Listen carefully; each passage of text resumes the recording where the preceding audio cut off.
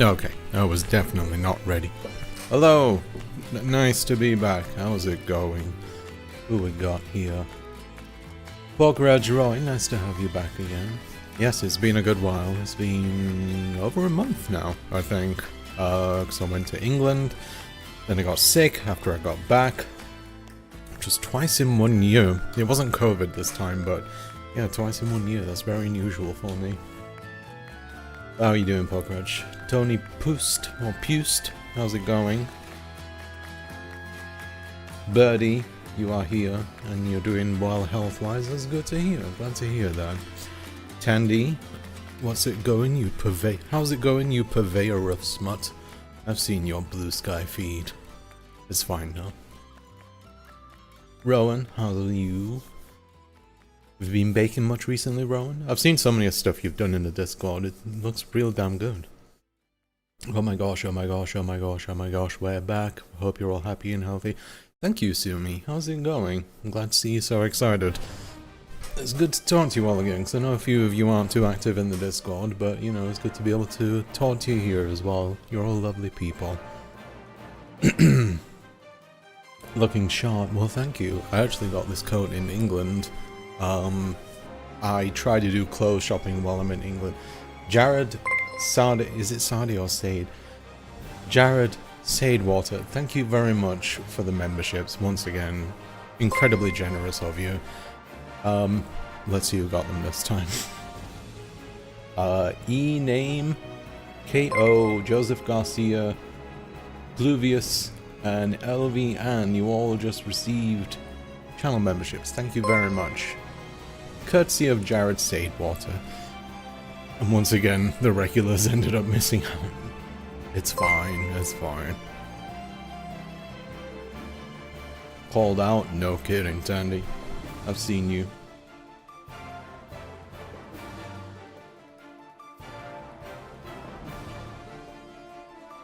Let's see, ridiculous that mild cold lasts like 3 weeks.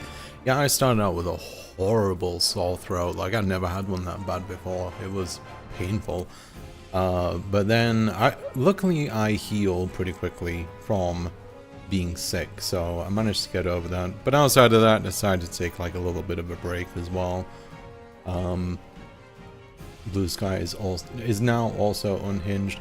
Thankfully, it's not as bad as Twitter. Like, Twitter X is still just straight up Wild West of bullshit now, which is probably, you know, what they want anyway. Like, if you're still on Twitter, just leave it. It's fine. I've caused Salari to get sick twice this year now. That is true. First time she got COVID, I ended up catching that. Second time, she caught this. In fact, my wife got sick while we were in England, when we had about 5 days remaining on the trip. So, yeah, that kind of slowed us down a bit. But it was fine, you know. I was there mostly just to spend time with family and everything. Even if it wasn't the most fortuitous of trips, since I ended up having a pretty big fight with my parents. Which, without getting into the nitty-gritty of it, boiled down to basically my parents not liking my personality. Which is quite a thing to hear from your parents, I won't lie. Also, that was something that was following convincing my mother to go to a free mental health center which helps with people who are either going through or have recovered from cancer treatments. And that, yeah, it blew up from there. It was a very nice gesture that blew up thoroughly in my face, and I absolutely did not expect it to. But yeah, put a bit of a dampener on the whole thing. Yeah, I think just, you know, my parents are boomers, so, you know, boomers in general aren't great at addressing mental health stuff. And I think with my mother in particular, she worries it might be like a Pandora's box situation where if she starts talking about these things, suddenly she won't be able to put the lid back on, and you know, she'll have to reckon with trauma and other like mental health issues. That's my theory anyway, and I've spoken to my therapist about it, and she kind of concurs with that. Audio problems?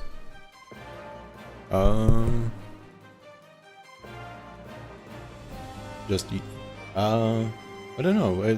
What's the issue?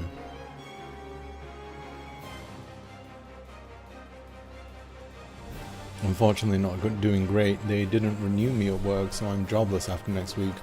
But I'll find something again, I guess. Oh, I'm sorry to hear that, Sumi. That's kind of a surprise given how well you seem to be doing now. But yeah, I'm sure you'll be able to find something fairly quickly. You know, any employer would be lucky to have you.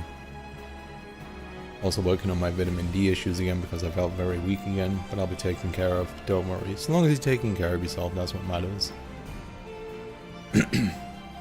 Yeah, I don't blame my wife about it. Like, you know, we live in a small space together, so it's kind of inevitable that these things, you know, happen. And generally, you know, my immune system's good, so most of the time I end up dealing with stuff pretty easily.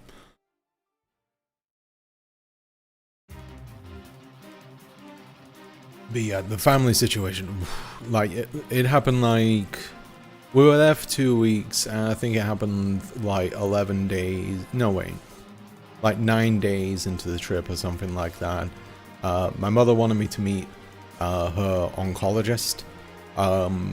Just, you know, meet the person that's been helping her out this whole time, and her oncologist was a wonderful person.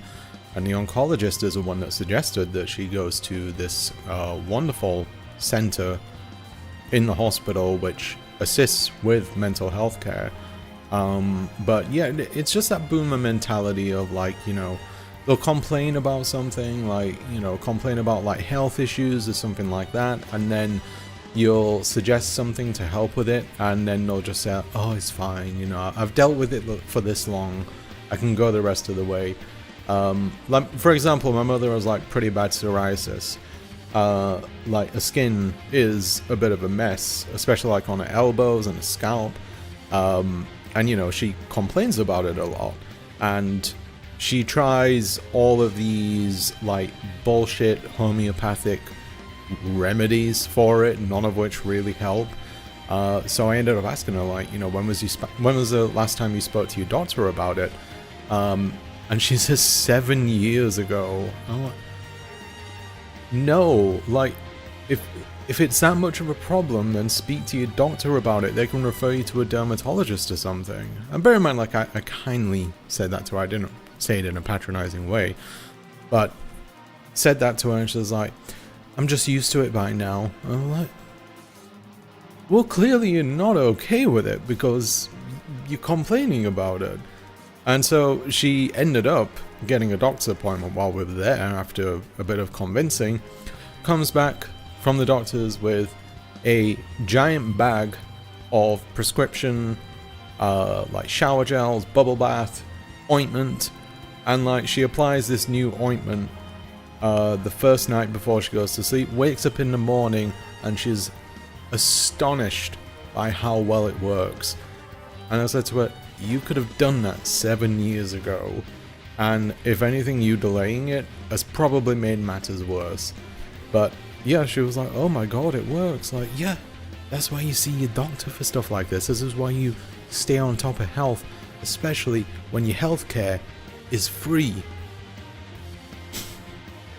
Anyway, enough griping about them. Excuse me, sir and ma'am, you're responsible for the foundation of said personality. In a way, because I was kind of raised by television, you would not believe that, if you ever met my parents, you would not believe that they're my parents. I'm very, very different from the rest of my family. But you are right, there is, you know, some essence there. I mean, my personality is kind of a result of them not being very involved in my life, so yeah, there is an element of responsibility there. Why family so stingy? Wouldn't you want someone to be happy? You would, and you know, I assume that would be communicated well enough, but evidently it was just you not seen that way.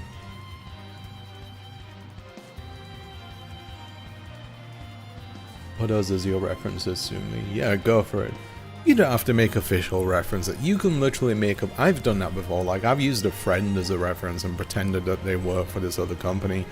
Like, I had a job where the previous business had shut down, so there was no way of contacting them, and I didn't have, like, my old boss's contact information. So I just asked a friend, like, so, hey, do you mind being a reference, and do you mind just pretending to be this person? And they were fine. They got called, and I ended up getting the job, so it was like, fuck it, fake it. I'd do it for people anytime.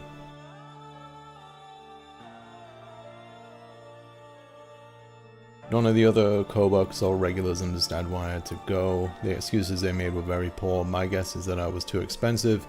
Another 20-year-old for me, I guess.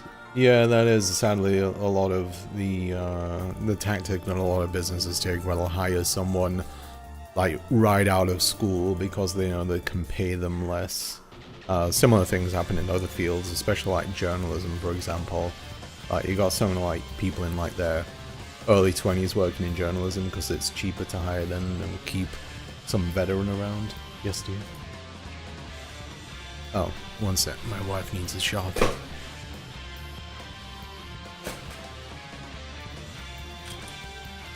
Penco.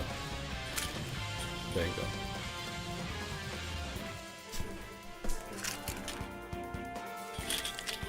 What the hell?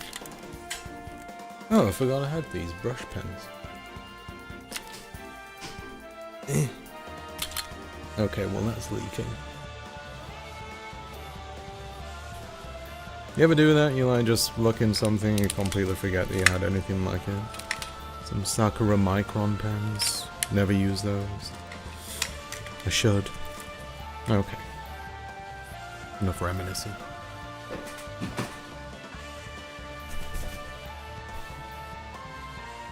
Yes, you do, Speed. Also, hello, Star. How are you doing? Nice to have you here.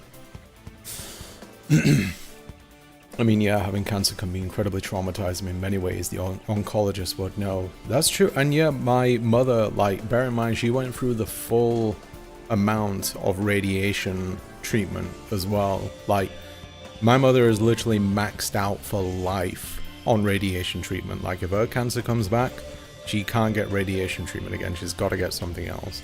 And that hurt. Like, a full round of radiation therapy, like, that really hurts. That's some serious burns there.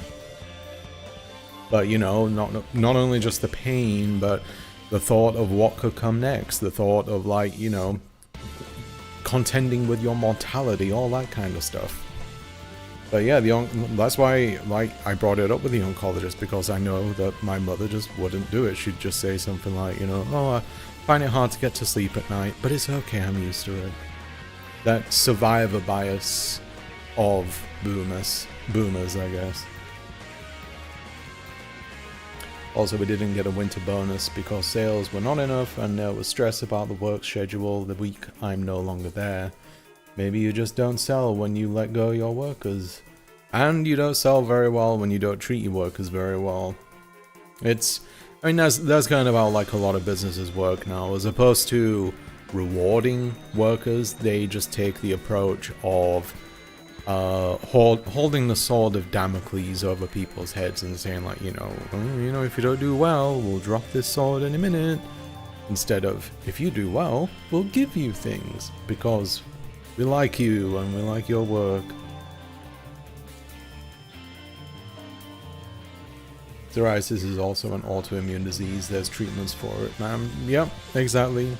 See, it can be the case where chemotherapy actually basically cures psoriasis. And it was one thing that my mother was told and was hoping that would happen, but sadly it didn't. It kind of made it worse. So yeah, unfortunate for her there. But still, you know, follow up with that shit. Don't just leave it for 7 years. The way people don't believe in healthcare is wild. Especially having been in a country where it's free and moving to here where it is not free, it makes me appreciate the NHS vastly more than I ever did there. And if I ever did move back to England or any country with free healthcare, you better believe I'd be making good use of it. Like, I get that a lot of Americans like have to hold off on getting stuff seen to when they go to the doctor or the dentist or whatever, but that's just because they can't afford it. So yeah, you kind of have to like ration your healthcare in a way. But there, it's just like it's all there, it's all available to you. Go for it.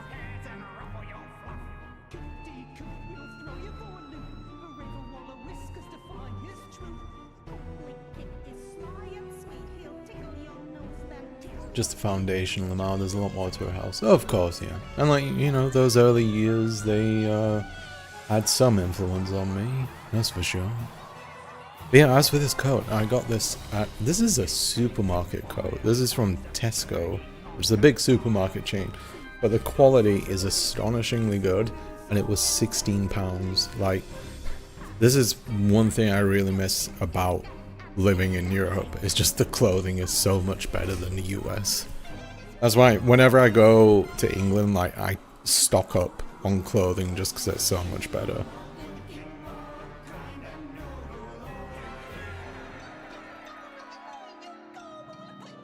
Also, I love those pens for inking comics. Never used the microns for inking. I've always just, like, I barely have ever touched color. Like, it's always just been black ink that I've used. Maybe one day I'll try it. Big streamer man pauses the streams for the missus. Also the rest of us. Anything for my lady.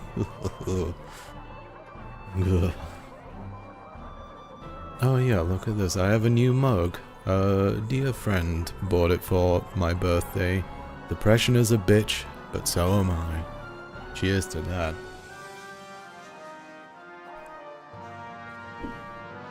Also, someone got a cat tree, which I have yet to build, but it will happen probably this weekend. Probably before Crimbus. Yeah, it's a pretty neat mug. They know me well. It's an adorable bear. NHS is astonishing. No, it completely is. Like, bear in mind, like, my mother had a rare form of cancer. Like, my wife did research on it, and there genuinely is very little information out there. It is that rare. But she was diagnosed with it not too early as well. But as soon as she was diagnosed, within like, I think it was 2 or 3 weeks, she was getting surgery. Shortly after that, she was getting her treatments. She got all of that completely free. Like, she never paid a single penny for anything. She got access to the Macmillan nurses, who are an organization that have been around for over 100 years, and they exist specifically to assist with cancer patients, whether that is emotional needs, whether that is health questions, whether that is even like financial support, transport, all that kind of stuff. Like, the hospital where my mother got her treatments, like the day before she needed surgery, they had like a hotel room attached to the hospital so she could just wake up and go straight to the surgery area. And from January of last year to July, late July, that was the span of her treatment time. That's chemo, radiation therapy, surgeries, any other kind of tests. She got the diagnosis in January, got the all clear in July. There's a lot to criticize the NHS for, and a lot of that is to do with the fact that the Conservative Party over the years has been gutting them, probably in an attempt to convince people that private healthcare is the answer. But thankfully, Britain, despite all of its faults, understands that that is not a solution. The NHS is too beloved to pass on something like it, to let it be taken over by a far more insidious entity like private healthcare companies and insurers. But within that span of time, that is exceptional for a rare form of cancer as well, because they just went all in with it with the radiotherapy. You know, they just blasted it, and she's in the clear. Remarkable. Like, you know, like I said, there are some wait times depending on what kind of surgery that you need. Like, if you do need surgery or if you do need a type of treatment, like non-emergency stuff can take a while to get onto the list. But if you have cancer, you're seen to. Like, especially if it's a rare or, you know, potentially endangering one. But yeah, they did a remarkable job. God bless the NHS. My ex-fiancé and his mother had psoriasis, but you couldn't tell with the mum because she had that skincare routine down. But somehow, even a moisturizer was too much for her son. Oh God. Boys, moisturize. You'll thank yourself when you're older. Love the coat, quite rad. Thank you very much. Yeah. Once again, it's adding to the very wide spectrum of colors that I wear with my clothing. Are you a big stationery head? My wife is, and she and a couple of friends talk regularly in a Discord channel about their love of stationery. In fact, Star, who, don't know if you're still here, she is also a member of such club. And the channel's called Stationery Girlies. I try to poke my head in every now and then just to, you know, be a little jokester, a little troll. But I think they're getting tired of it now.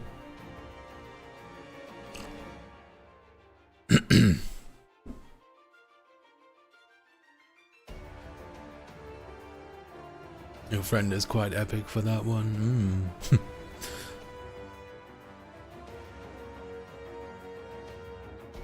Just need the NHS to bring that energy to, say, other kinds of healthcare too. That is true, yeah. Like I said, they have their blind spots. Mental health care being a significant one that I've, you know, had to experience. They're not very swift on that stuff, but that I think is generally a problem with like mental health care around the world. Like, it's getting better, but it's very slow. Hi guys, I'm hella depressed right now. I'm sorry to hear that, Namjoons. My best friend died of leukemia a year ago. Oh, is this talk about cancer and such upsetting you? Because, you know, I can move on from there if that's fine. Show my planner stickers for Star. Where is your plan? Oh, there we go. My wife, big into planet. See that? Like, I'm just all black. Like, there we go. Black t-shirt, black top, black pants. It's. I think I'm depressed. Well, I mean, obviously I am. You've spoken to me before. Yeah, my wife's Hobonichi Teko 2025. She's been adding this stickers to it. So some very upsetting looking cats, a rabbit, I can't remember what that name of that shell is, and a star with a ship in the midst of it. Going on the back, there is this sticker as well. Focus. There we go. And some Victorian thing with the lion. Yeah, she's got this like old-fashioned sticker book. Oh my god, what the fuck is going on with that lion? Jesus Christ. That'll haunt me tonight.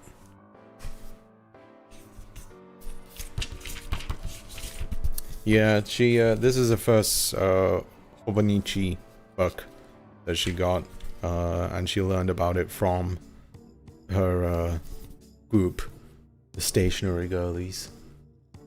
Yeah, neat little thing. Wasn't it National Emo Day the other day? Was it? Why did no one tell me? I ain't emo. We're being over this. I am not emo and I've never been emo. You haven't seen enough cursed mythological creatures. Oh, I've seen my share. Often in my dreams. That lion is me at Friday afternoon at work. Completely deep fried and mentally zoned out. Same. Then again, here I am on Friday doing a stream. But yeah, otherwise the trip to England was alright. I feel like, because you know, last time I went it had been after a 7-year gap. This time was after a 2-year gap, so there wasn't any significant differences. You know, it was just more of a catching up and following on from the difficult year that my family has had. Jinxed, hello, not the Titanium music. I love the Titanium music. It is fantastic. What Angel Wakes Me. I have it in my house as a playlist song. Not this house, my Final Fantasy house. How are you doing? Jinxed here made my bread recipe last night and it turned out very well from the looks of it.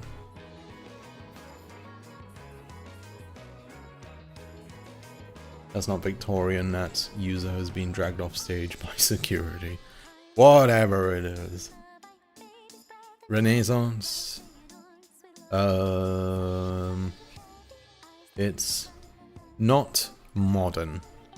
That's my best description. Have you watched BoJack since that video? I've been meaning to rewatch it. Because I still want to do a video on the final season, but I would have to do the whole thing. I'd have to watch the whole thing again, just to refresh my memory, because yeah, it has been a good while since I've watched it. But yeah, still one of my all-time favorite shows. You went to the UK, forgot about that. No, that's fine, yeah. But yeah, it was a uneventful trip. Most evenings ended up sitting in watching I'm a Celebrity Get Me Out of Here with my parents, and I do not like that show. Just watching washed up celebrities eating body parts of animals and insects. Yeah, great TV. Who wouldn't want to watch that? Well, apparently a lot of people, because it's a very, very popular show in the UK. Yeah, it was more about like just keeping up with things, to be honest with you.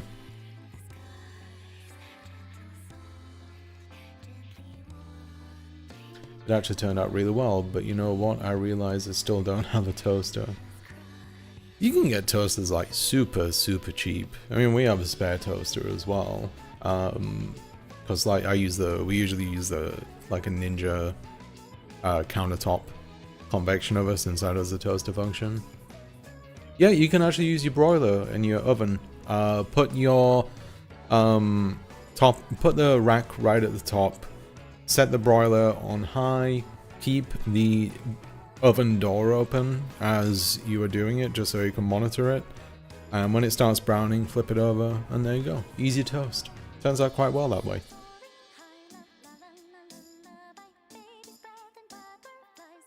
I gotta rewatch the Nihilist video again, not because I'm in it, I swear, but for comic reasons. Yeah, totally. That's fine. Either way, a view's a view. You can also do it dry in a pan. Oh yeah, I never really thought about that. Just don't do it in a toaster. Some people think you can do it. Not a toaster. Obviously do it in a toaster.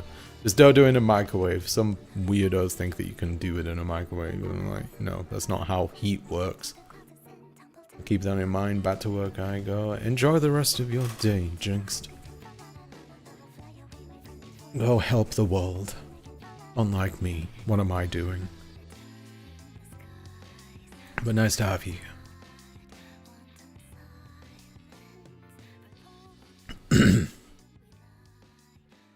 I was just going to mention that I just 2 videos on Friday. I think I misread that.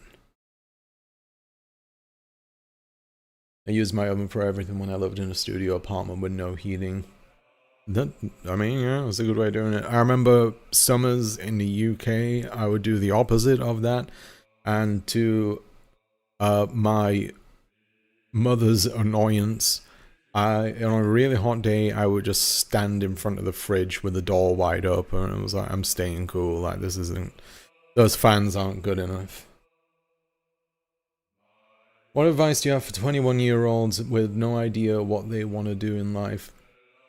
Honestly, like, I know I don't mean to sound dismissive or anything like that, but don't worry about it too much. Like, you know, when I was 21, like, I already felt like I kind of just like wasted my life, and that, you know, there's so much pressure to be successful as young as possible, but that is just a societally imposed thing. And then, you know, it doesn't help when you hear like so many other success stories of people like, you know, got their first house when they were 19 years old or something, or, you know, they set up a business that was successful at 24 and all that kind of stuff. And yeah, it's nonsense. Like, those people are outliers.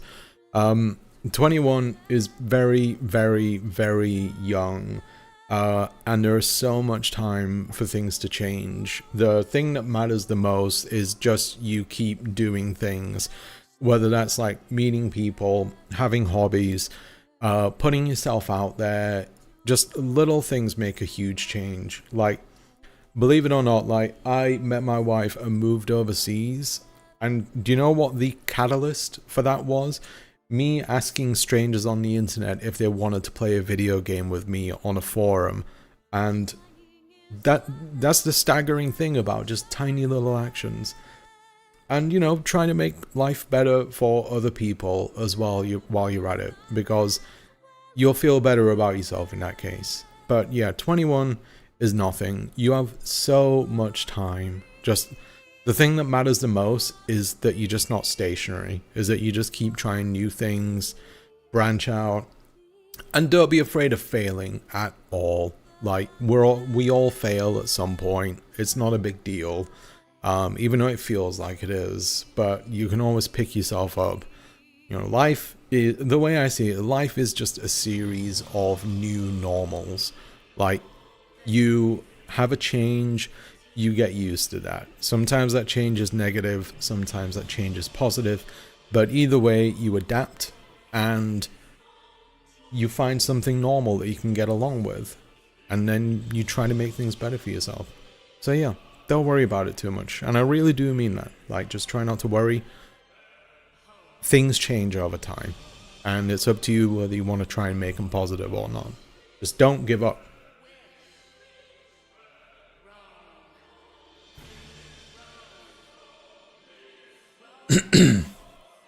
Excuse my fat and clump. Oh, just posted 2 videos. Oh, very nice. So yeah, for my next video, I have something in mind, but unfortunately I wasn't enough to make a grown man cry. Thank you. No problem. And best of luck to you, honestly. Just don't worry too much about it, okay? It's too early to worry. And even then, when it gets later on, when you become like 30, 40, there's always time to make changes, you know? You never know what life will bring you. I know it sounds corny and cliched, but cliches exist for a reason. Salari just tied the live stream to the title. That was smooth. Well, that is related to something else, but I'll get to that in a moment. But let's see. Yeah, I have a video in the works, but unfortunately I'm not going to be able to release it before Christmas, holidays, New Year, etc. So what I'm going to do is I'm just going to be putting together a compilation video to do that whole, you know, so many hours to study / relax / vibe to / cry to, whatever it might be. But yeah, I'll release one of those. It might be a compilation of just like a certain theme of videos that I've done, or it could be just like all the videos I've done this year. So it's something. Gotta stay present in the algorithm somehow. But I'll let you know when that's out.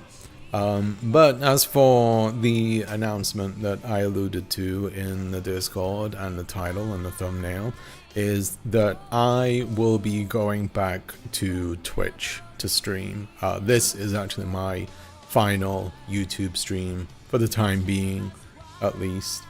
And it's, I mean, the reasons why, the biggest reason why is, believe it or not, like, after about a year of streaming on YouTube now, it has actually like had a really horrible effect on my subscriber count.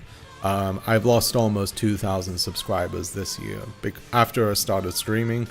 And yeah, sure, you lose subscribers here and there, but there's a very clear correlation between me streaming and losing subscribers. Like, it would be the case like whenever I scheduled a stream, you could see significant drop-offs in subscribers because, yeah, people on YouTube just don't like it when you stream sometimes. Like, you have to have the audience that wants to see you stream.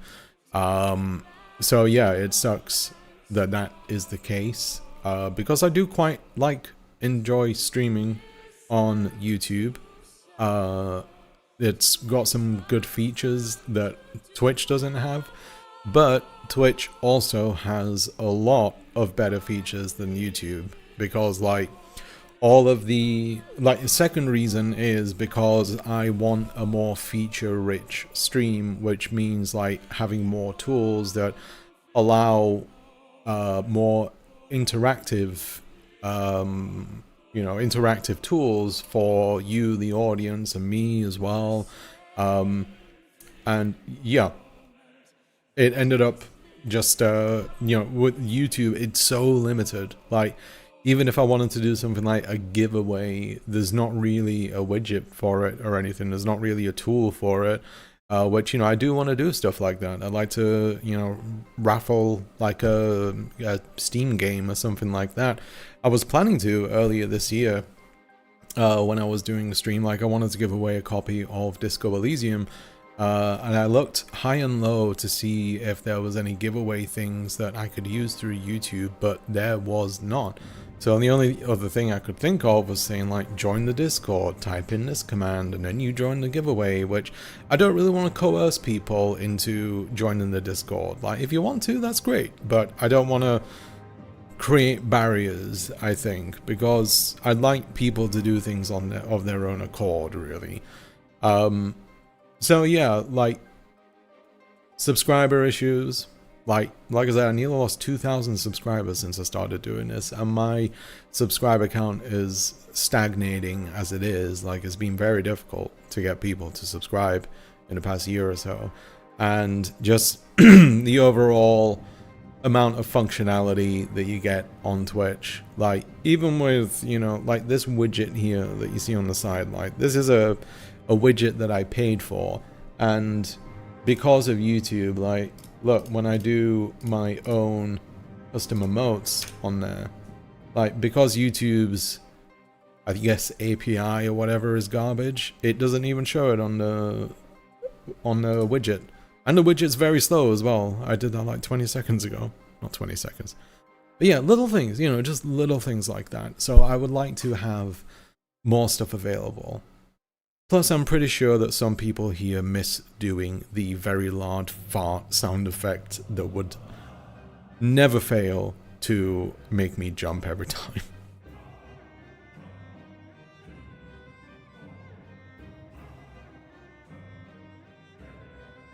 Let's see.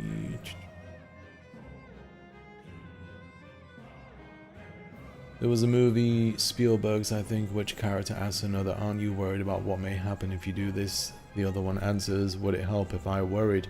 Stuck with me. Yeah, that's a big thing. Don't worry too much. Worrying, best way I've heard it described is worrying is like a rocking chair. It gives you something to do, but it gets you nowhere. I used to worry a lot, and yeah, it's useless. Worrying is a useless response to things. It prevents you from looking ahead and seeing what possibilities there are. So yeah, try not to worry about stuff. Easier said than done. It requires a lot of practice. But yeah, don't worry too much about things. Every time you worry, you're just gonna ask yourself, am I accomplishing anything by worrying? Is worrying actually helping me? And you'll find 99% of the time it doesn't help.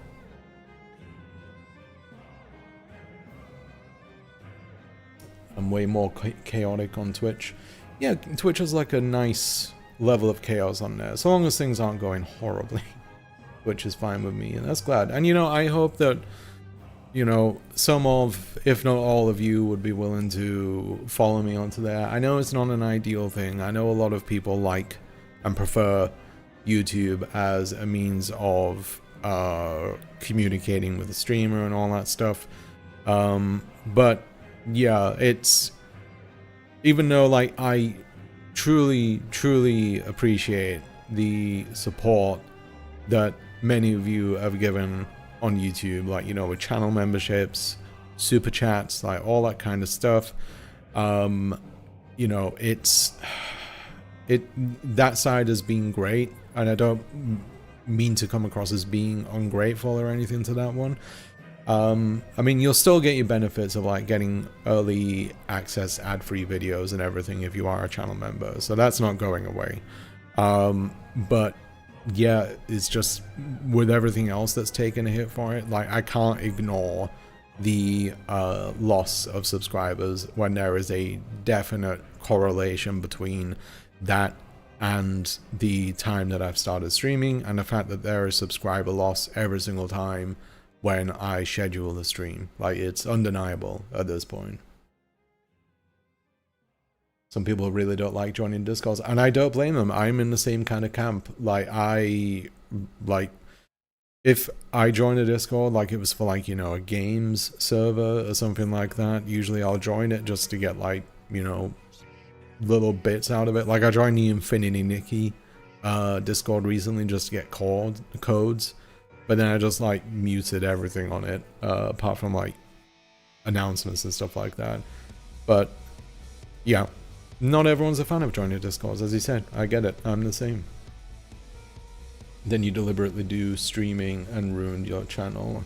I mean, I'd like not to say ruined, but, you know, like I said, damage has been done, and that's undeniable. There is, you know, honestly, like, if you ask most YouTubers, a lot of them will say that they're reluctant to stream on YouTube and would prefer Twitch, because they're aware that, like, it can actually do harm. I experimented, and I gave it some time, and it didn't work as well as I would like, and damage was done. So I have to admit at this point, like, I just have to accept that if I do want to stream, if I want to continue streaming in some shape or form, then it cannot be through YouTube.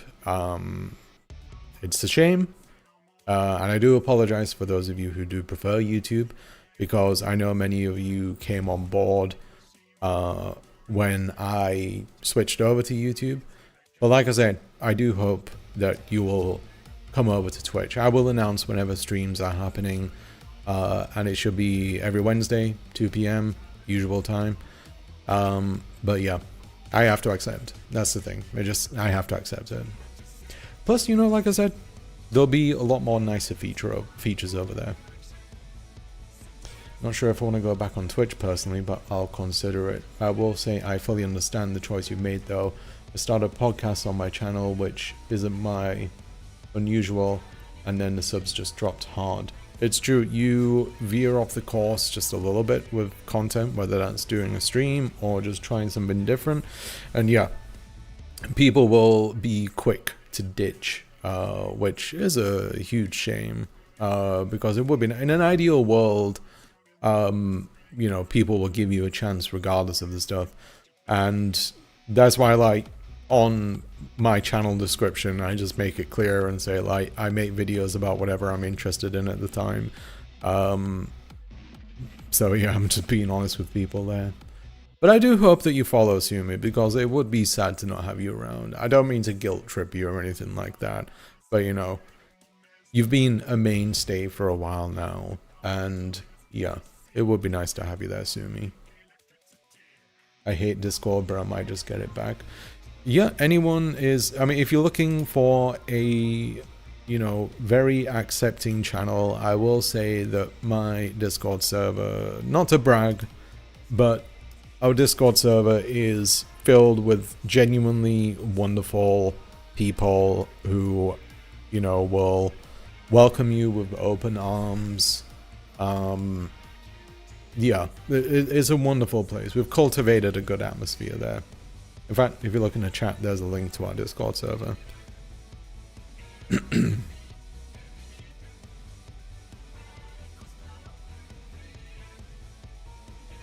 Not the fart sound. Oh yes, the fart sound. The very, very loud fart sound.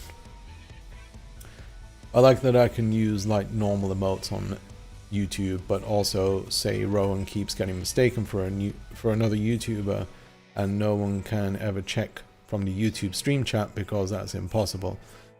Want to try and see another chatter's profile? Go frick yourself. Yeah, you know, little things that are just lacking on YouTube, and it's really surprising given like how much money YouTube has compared to Twitch.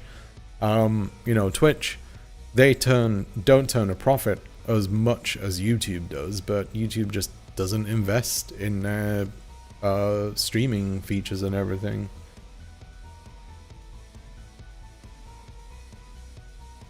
I can act like I'm spontaneous, but I'm a worrywart. Everyone is to some degree, I think. Worrying makes me feel well. You know, worrying is kind of there to make you feel worse. It's there to make you feel risk averse.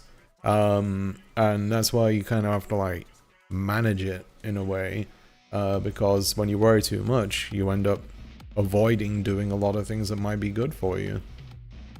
Like, as a little example, when I was like in high school and like college and university, like if there was like someone that I was interested in romantically, like I would never ask them out. Like I've actually never asked anyone out directly. I've always been asked out for like a date.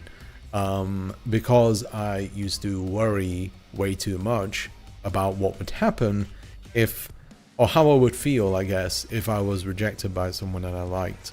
And yeah, so, and that's not to brag about like, you know, ooh, people ask me out. Not many people ask me out, but yeah, it was like, I would worry about that so much where it's just like, you know, you like them, would it be better as a friend? And, you know, I'm more than happy with having like, you know, a woman as a friend. I really enjoy having women as friends. But yeah, like it would always be the case where it's just like, nope, just don't rock the boat. You don't know how they feel. It's hard to get a read from it. And even when friends would tell me like, you know, oh, she's into you, it would be like, no, it's fine. I don't want to ruin things potentially. And yeah, as you say, Birdie, rejection sensitivity, part of ADHD. Yeah, and I know that I have that pretty badly, which is great when you're a YouTuber.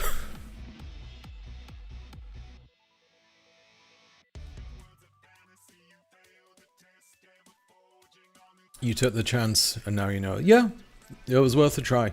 You know, I don't regret trying at the very least. Hey man, I think it's a good call to move live streams. Personally, I was this close to unsubbing here as well due to all the live content.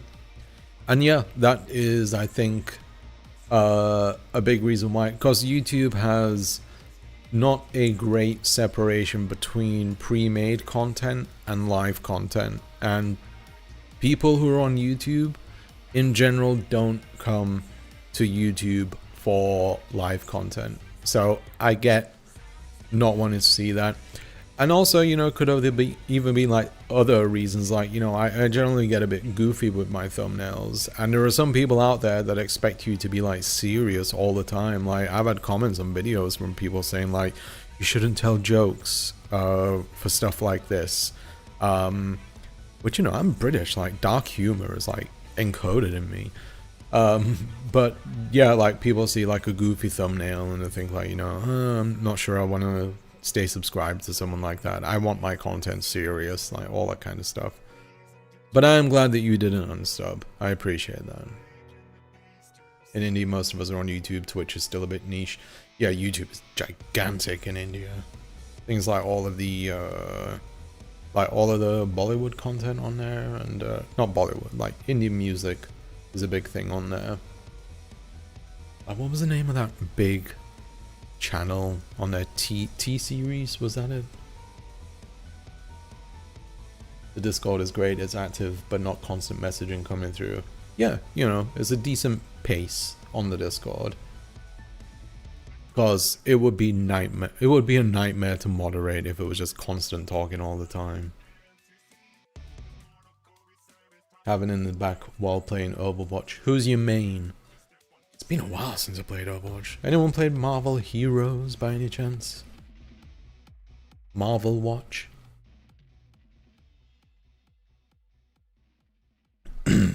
Wait, did I tell you about that time I got my head accidentally shaved? I documented the growth for over a month. I don't believe you have, no. I'm totally not a warrior. Salari knows. Yes, my wife, as much as I love her, is indeed a perpetual warrior. That requires me to do a lot of reassurance. Miss all the shots that you don't take. That's right. Wayne Gretzky, Michael Scott.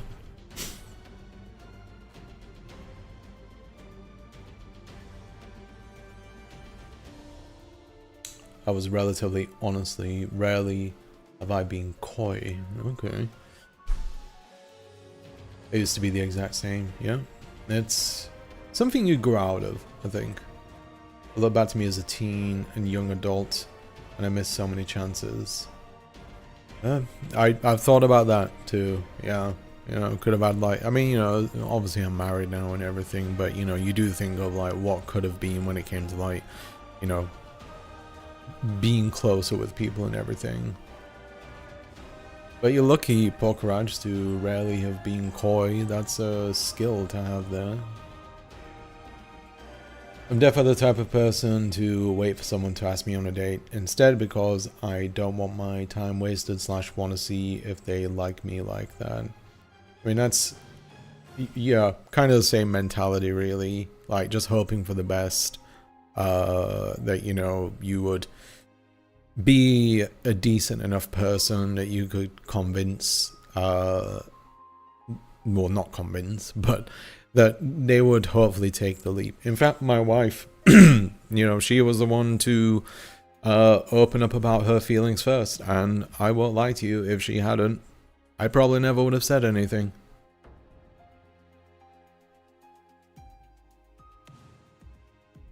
And that's obviously not to disrespect her or anything, but it's just like how I end up being. Like, you know, she was a really good friend that I was speaking to, and I very much enjoyed speaking to, and you end up wondering in the back of your mind, like, you know, what happens if I say how I feel?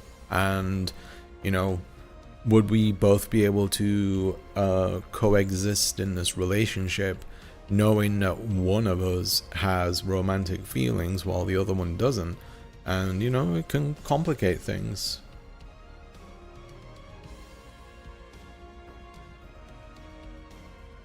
I feel like I'm crushing on someone with an all-black wardrobe on Twitter. It's not Salari. I mean, hey, black's a good color, you know? It's timeless. Goes with everything except dark brown. But, yeah. Good luck with it. Are they a goth by any chance? I mean, it's fine if they are. Goths deserve love too. My meds make it so much better, but I'm not always sure if that's a good thing. I guess it can be a good thing, so long as you're aware of it, and so long as you don't have terrible impulse control. But, yeah, you know, if it helps, it helps. You shouldn't joke in serious stuff, so I got you to say Emmett Salt's gay husband. Yeah, you did, and that got me good. But yeah, like, you know, I'd say there's one video where I took myself really seriously, maybe two. The one on K-pop and the loneliness in Japan one. Like, those were like two deadly serious videos. But outside of that, you know, I'm not above a joke. I'm not above a fart joke, clearly.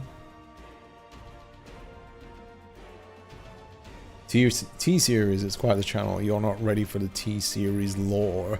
There's lore to T-Series? My partner loves Marvel Heroes. To be honest, I love the Land Shark. That Land Shark is pretty adorable.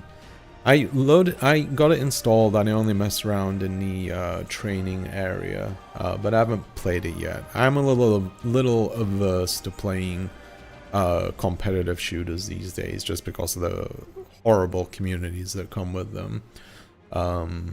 But if I did play it, I'd just mute the hell out of everyone, even the text chat. I'd mute that too. I don't want to hear anyone. I want to pretend all these people are bots.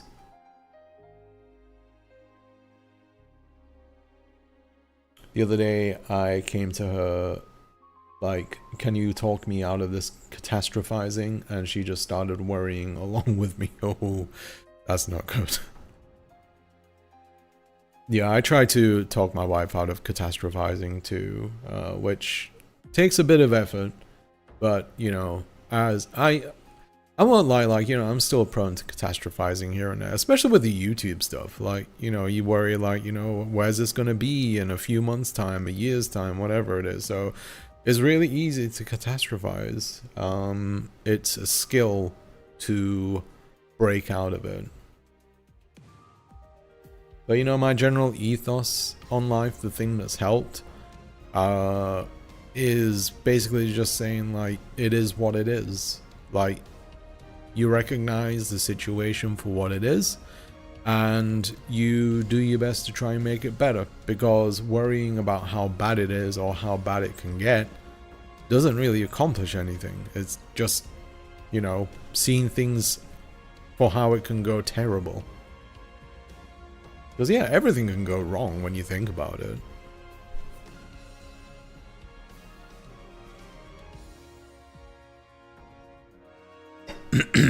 I'm far too autistic to realize someone likes me unless they come out and say it to my face. See, that's another thing as well. I used to be completely clueless as to whether someone likes me or not. I had to have friends tell me that someone is into me. And even then when they tell me, I'm like, no, they don't. I was like, yeah, they do. They like you. I was like, oh, okay, I'll wait.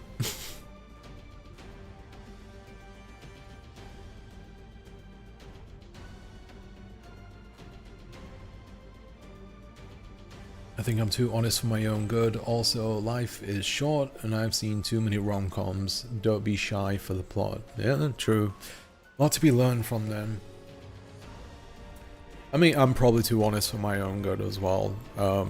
Like, I'm brutally honest at a time, but, you know, I don't like bottling stuff up. I would rather face an uncomfortable truth than live with a comforting lie.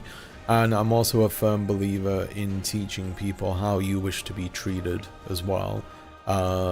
You know, if someone treats you in a way that you really don't find favorable, or something you find hurtful, but they might not realize it, then you just have to be upfront about it and tell them about it. Like, for example, one of my biggest grievances, one of my biggest pet peeves is being interrupted by people, or people who just interrupt in general, not necessarily me.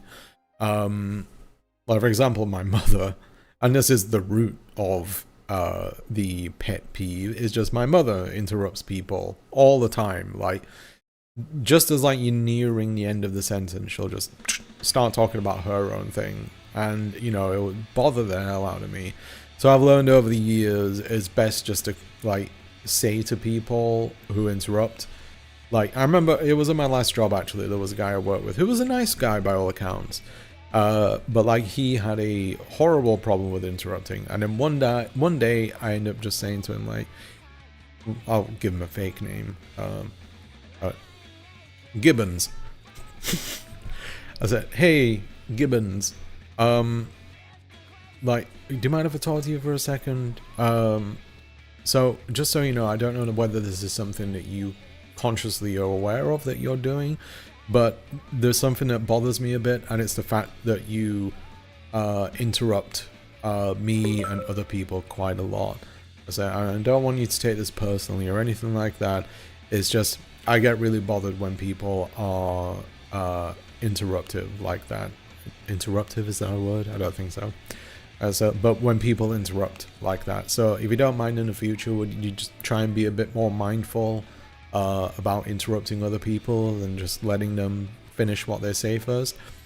And Gibbons was perfectly fine with that. He just said, oh yeah, I don't even realize that I was doing it. So yeah, that's fine.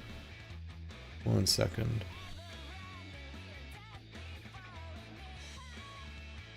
One moment. Yeah, my mother-in-law is wanting to stop by to pick up some knives. I know that sounds weird, but I'll explain it in a second.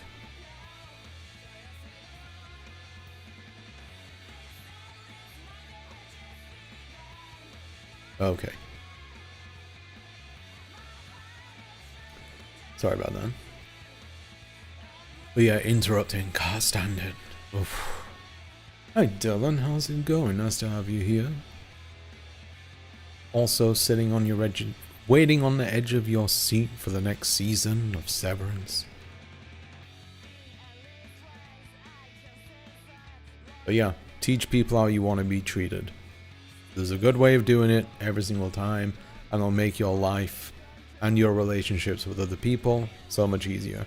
And if someone gets upset about being asked to be, you know, more considerate, chances are they probably want a very good friend to begin with. Or, you know, chances are they'll think about it and realize, yeah, maybe I can do better there.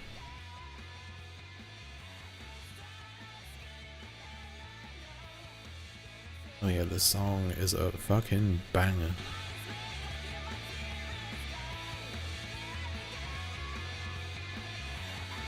Love is sweet hope to experience it. That is true.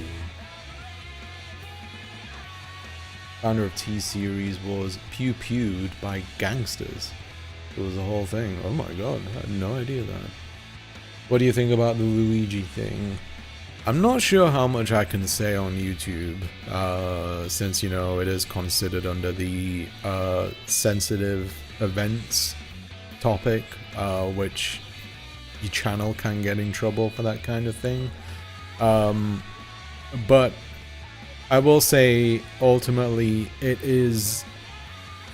The more interesting thing is how other people responded to it, and the overwhelming amount of support that he received in the aftermath of that. And that is, I think, kind of telling about how people feel about the wealthiest people in the country, and especially those who profit greatly from healthcare. As for, you know, motivations and stuff like that, and what kind of person he is, I haven't looked too much into that.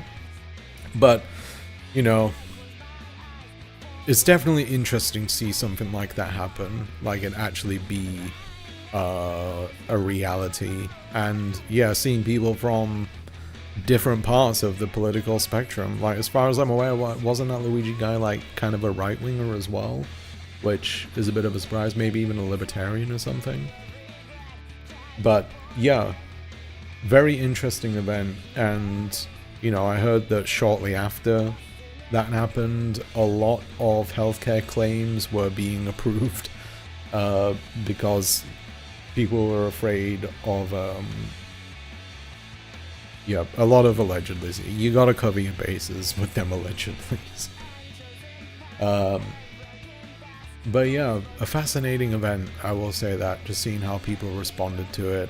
And then of course you got like your centrist Johns who were just like, you know, a person died, like, you have to be respectful of a dead person. I was like, okay, well, how many people died because they didn't get their, you know, coverage back?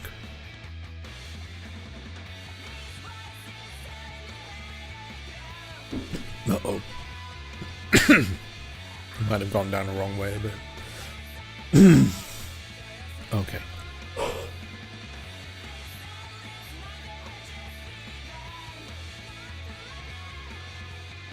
It is what it is the millennial. It do just be like that. That's true. We all got it from Cowboy Bebop.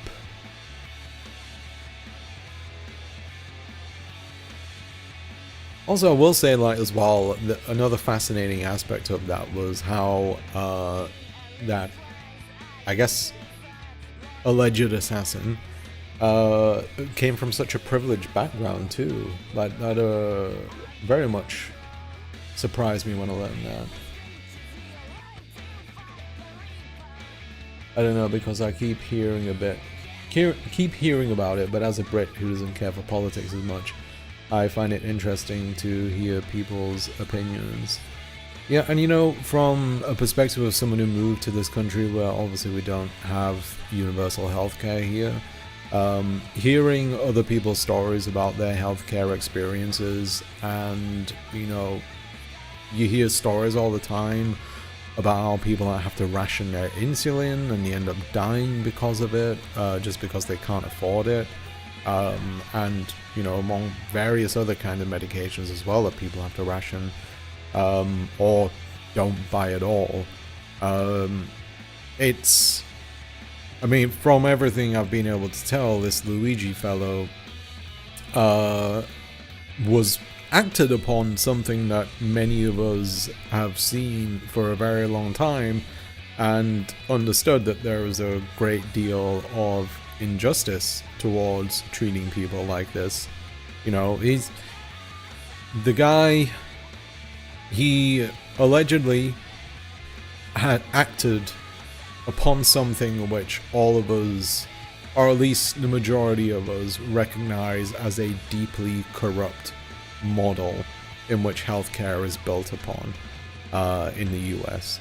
So I can't, in a weird way, like, I can't say I'm surprised. The only surprising factor of it to me is, one, how something like that hasn't happened sooner, and two, the fact that this is a person from a rather privileged background. Because, you know, people from privileged backgrounds are the ones that are more likely to defend the system as it is, because they're the ones that don't have to worry about that kind of thing. My girlfriends know when I like someone before I know, much less the other way around. Yeah, and that's a weird thing to me, just like people recognize it. But I think with someone telling you that you like someone, I would often like feel like, whenever a friend told me like, oh, they're into you, I would often feel like maybe they are just misreading the situation themselves and going off an assumption, as opposed to, you know, getting it from that person. So once again, worrying got in the way of things. You're gonna hear me for pathologically interrupting people. Oh, don't do it, Pogrush. Just don't. My mum and my partner too, but at least with him I can actually say something about it. Yeah, as long as you can say something. I try to say it with my mother. Like, when we were in the UK, my mother was interrupting my wife like all the time. And the thing is, you know, my wife's a pretty shy person. She likes to think of what she's gonna say before she says it. Like, she thinks about it a lot. Whereas my mother tends to get like impatient, I guess, waiting for someone to finish. And it rubbed my wife the wrong way. And at one point I brought it up with my mother and she said like, oh, okay, I'll try a bit harder then. And she did a little bit, you know. My mum has the interrupting ADHD, and she influenced my sister to talk really fast / talk over people, and it drives me nuts. Yeah, there are also like influences on like how people talk and whether they interrupt, and often that can be because like they came up in a big family, or they felt that in order to be heard they had to be louder, more assertive over it. So, you know, I don't think anyone like interrupts maliciously or anything. So that's why it's good to approach it delicately, because most people don't even know that they're doing it. Severance Season 2, I think it's January 25th. I'm very much looking forward to it. Yeah, but a lot of men in particular get really pissed off when I'm asked to stop. When asked to stop talking over others. That doesn't surprise me. I mean, the co-worker I said it to, Gibbons, it was another man. But yeah, I mean, women in general like tend to not be interrupters compared to men. Gonna get a haircut. Bye. Good to see you. Good luck with the haircut, Dylan. You going anything special this time? Gonna get the high and tight punch perm, the TikTok perm.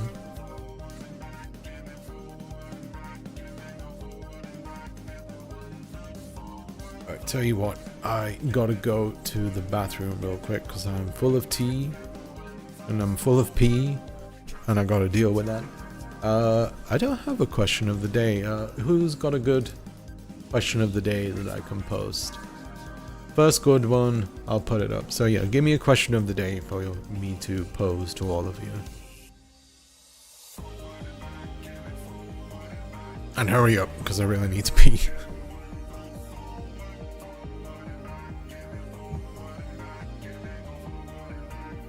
Imagine how messed up it is that you're practically in a situation despite your proximity to the status quo. Although, yeah, it'll make family dinners a little bit awkward. Holiday traditions. What's your resolution for 2025? Any plans? We'll do resolutions either next week or after the New Year, so I'll hang on to that one. And yeah, we'll do holiday traditions and any plans for the upcoming holidays. So yeah, I'll be back in about 5 minutes. I'll probably have to do another mini break later on because my mother-in-law is coming over to pick up some knives. For clarification, I sharpened her knives. It's not a weird thing. I've been using a whetstone recently as a nice relaxing hobby, and it's pretty good. You should get into it. But yeah, question of the day, what are your holiday traditions? And do you have any plans for the upcoming holidays? I'll be back in about 5 minutes. Go get a drink. And then answer the question. Alright, I'm back. That was a very loud chair creak. Okay, holiday traditions. I'm an atheist, so I just lay back and avoid anything overtly religious. Going out is practically impossible. Is it quite busy in India on Christmas Day? But yeah, I mean, I've been an atheist for a long time, so like the religious side of the holidays has always been off the table for me. I remember when I was really young, my mother took me to church on Christmas Day, and that was boring as hell. So it's like, I have presents at home, why am I here? I'm making cinnamon rolls on Christmas Eve, then doing stockings and gifts with my family on Christmas Day. That sounds good. I've always, you know, cinnamon rolls has always been one of those things on my list that I've wanted to make, and I've never got around to it. Maybe I will soon. Latkes. Yes, my wife and her family are big fans of latkes, which are potato pancakes, which is a traditional Jewish food that's often eaten around Hanukkah. I'm not a big fan of them myself because I find them way too oily. They love them, but yeah, they're very, very oily. My mom used to put up Christmas decorations but didn't do it last year. She has some interesting paraphernalia like statues and cardboard cutouts. Huh. Cardboard cutouts of what? Yeah, my mother used to go all in on the decorations, like getting the tree, putting up stuff around the living room, and like, you know, some figurines and such. I remember she had one little snowman figurine that was like one of those little electronic things where you push a button and it sings and dances. And my nephew, when he was a kid, loved that thing. And every single time you press the button, it would sing that song. It was like, I'm Mr. Icicle, I'm Mr. Snow. Da, da, da, da, da, da, da, da, da. Some call me Snow Mister, wherever I go, turn the snow in my dust. Something like that. It'd play it over and over again, and it drove me out of my goddamn mind. I hated that thing. But it was typical, you know, child thing where they love repetition. Love your cover, thank you. I agree, it was beautiful. I would have thought the lyrics would have been ingrained in my head, but it was such a poor quality speaker in the thing that you really couldn't tell what it was saying. Snow Miser. Wait, is it Snow Miser?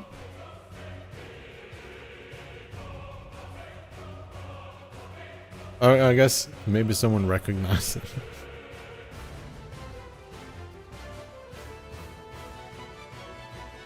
I'm also doing a few advent calendars this month, which I've been into. 1 chocolate, 1 tea, and 1 mini skeins of yarn. Okay. Advent calendars are always fun. I used to like having those when I was a wee one.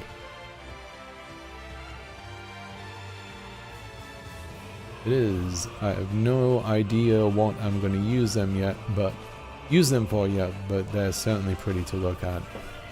I guess you would just have them as like decorations if you wanted to. My area is known for Christmas festivities. Interesting.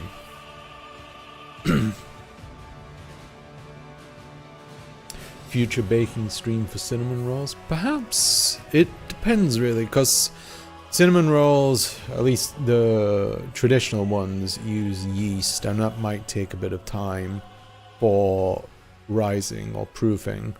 So yeah, that's the thing. As much as I like making bread, so much of the time spent is proofing, which, yeah, I don't know what I do in those down times. But we can see. Yeah, I'll think about it. I'm not sure what I'd want to do for another baking stream. I've been thinking about it a lot. I guess could make millionaire shortbread. I was thinking of making this one a baking stream, but I just did not have the energy for it, since, you know, this is the last stream on here. But yeah, we'll see what I can do. I need some ideas though. Once I Snow Miser and Heat Miser. Okay. Yeah, I never would have guessed that. Once I lost a McDonald's kids toy in my grandma's car and it made a noise every time it was shaken. Oh god. I'll be selling the car. Forget Mariah, forget Michael Bublé. Judy Garland's Have Yourself a Merry Little Christmas is the true spirit of the season. I'd probably say there's 2 Christmas songs that I genuinely like. And that would be Last Christmas by Wham. Banger. Don't care what anyone says. And Christmas in Hollis by Run DMC. Great song. All the rest, don't care. Also, the creepiest Christmas song. I don't know whether it is whether you'd call it a Christmas song or a holiday song. Baby, It's Cold Outside. Those lyrics, not good. Not aged well.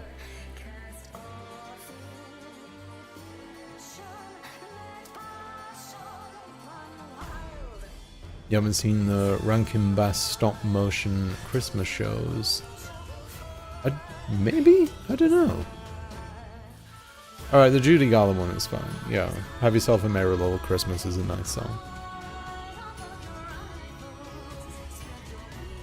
Actually, a few years back I saw Rufus Wainwright live, and in the middle of the concert he did this neat thing where, like, he came out on stage, he had like a intermission, then Rufus comes out on stage on his own, brings out a chair and sits in the middle of the stage. It's like quiet and everything, and he starts applying some makeup, like some lipstick, then he puts on some earrings, puts on a necklace, and then someone comes out and puts on like this Judy Garland style jacket, like the black jacket with the white piping, and then they did a medley of Judy Garland songs. It was fantastic.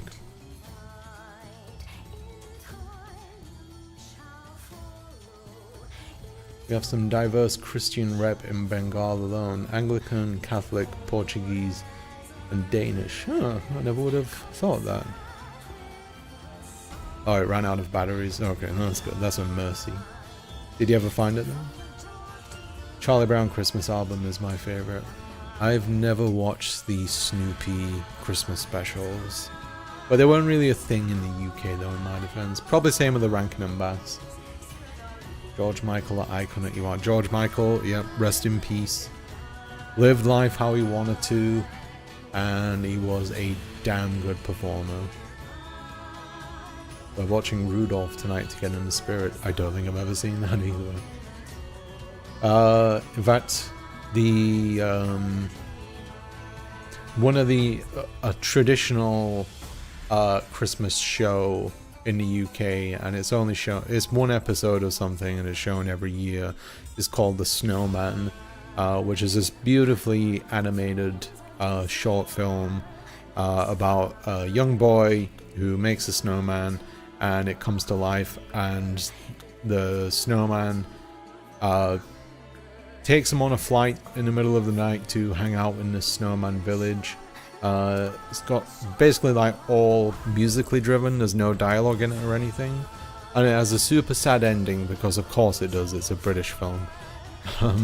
But yeah, if you've never seen The Snowman, look it up, it's a classic.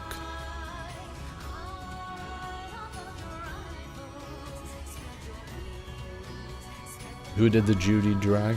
Rufus Wainwright. Rufus Wainwright, one of my all-time favorite singer-songwriters. His first 3 albums, including Want 1 and Want 2, are 2 of my favorites.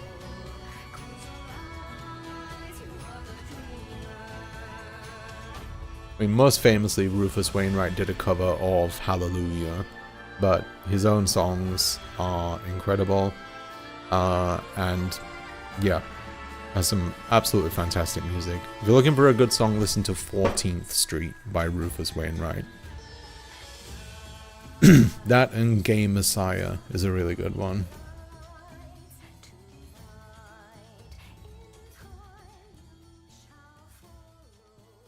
Honestly, I used to think Peanuts was so easily British, just to change in a few words around. Yeah, I guess I could see that, as like, you know, styles go. You don't know Rudolph? Oh yeah, Rudolph the Red-Nosed Reindeer. Yeah, I know that one, yeah. What kind of American citizen are you? One that can't vote or serve in jury duty, that's what.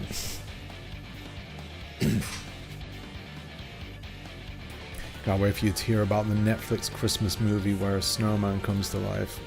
I feel like they've done loads of those kind of things, especially like horror versions as well. There was one a while back with Michael Keaton called Jack Frost, where I think like the dad dies and Michael Keaton ends up possessing a snowman and everything. So yeah. Not to be a zoomer, but I like his song with Carly Rae Jepsen. Oh, Rufus Wainwright? I didn't know he did that. But yeah, I guess that makes sense since they're both Canadians.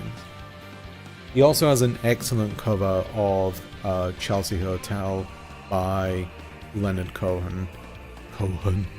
Leonard Cohen, which is definitely worth listening to.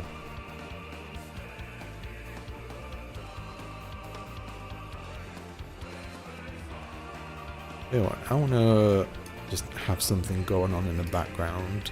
Not the music. I've got to go pick up lunch. I'll be back if you're still streaming when I'm done. I probably will be, yeah, but get a good hearty lunch.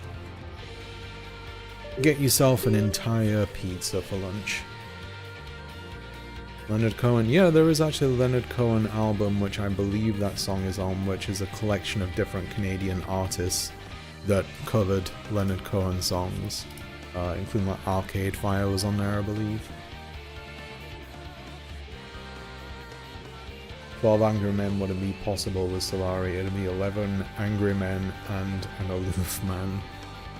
And just a jokester in the background. Just like, you know, oh, you guys, you Americans. I don't know. I was trying to think of something funny and I couldn't. Story of my life. Leonard Cohen with the perpetually misunderstood BDSM song. Yeah. Which somehow became a Christmas song, which, don't know how that happened. Actually, I do know, because like a few years back, there was, I think it was because there was a British talent show, it might have been Britain's Got Talent or X Factor or something like that, and one of the performers did a horrible cover of Hallelujah around Christmas time, and then suddenly it becomes a Christmas song. And yeah, I was like, there is nothing Christmassy about this song. Oh, okay. Apparently my mother-in-law is almost here, so I'll wait to hear the knock, and then I'll pause the stream for a bit just so I can hand over the knives.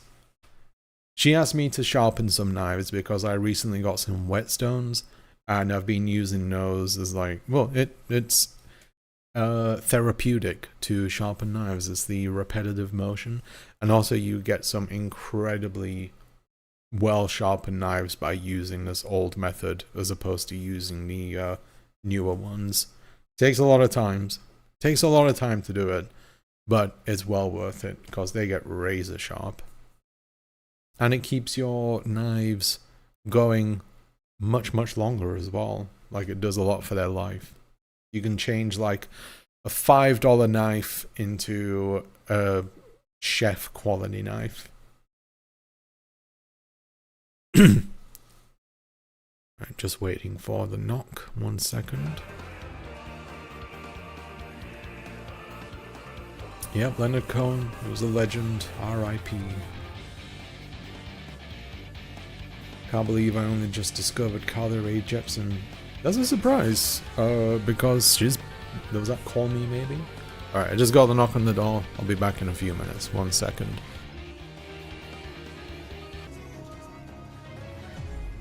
Okay, sorry for the wait. But yeah, my mother-in-law's a talker. Plus she had some eggs to drop off, some very nice eggs. Okay. Yeah, sharpening knives is a good activity. It's, like I said, they're therapeutic, and you can get a whetstone pretty cheap. But it's good to look up a guide on how to do it. Yeah, she had to pet the cats as well. But, tell you what, just want to have something going on in the background, something low-key. Anyone here played Infinity Nikki by any chance? Because I have been. And it's a lovely little charming cozy game. 1 second. And it has a banger of a theme song.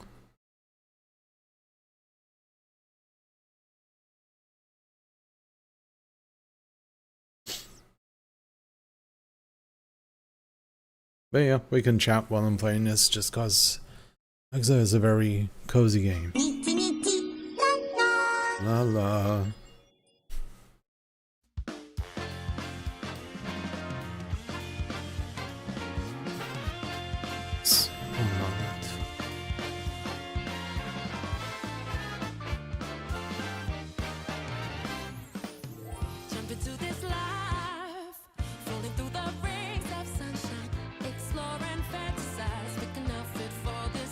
Okay, sorry, I just needed to check the settings for something.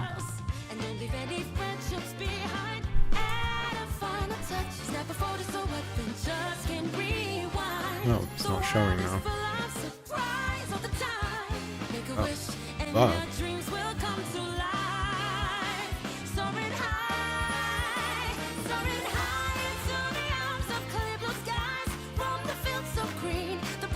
There we go. Let me know if I need to lower the volume as well.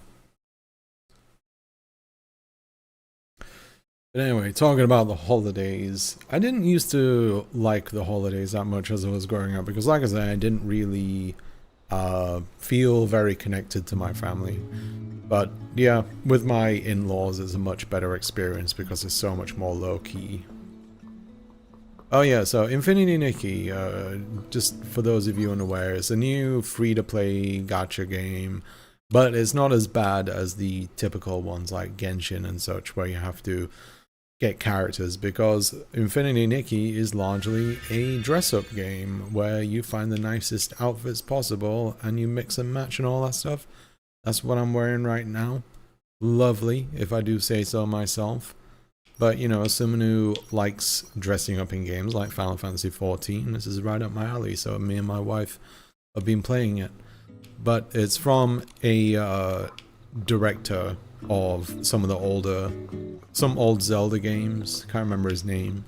Where it's like an open world thing where there's a bunch of exploring to do and all that stuff. Lots of collectibles, and there is a relatively confusing story. Because it's a gacha game and they never have straightforward stories. You can groom animals to collect materials.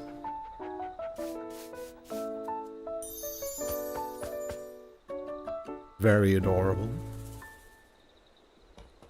Channeling some meringue Luca, I see. Let's say I am, sure. Oh yeah, and there's also style challenges. Let me change the time of day so it looks brighter.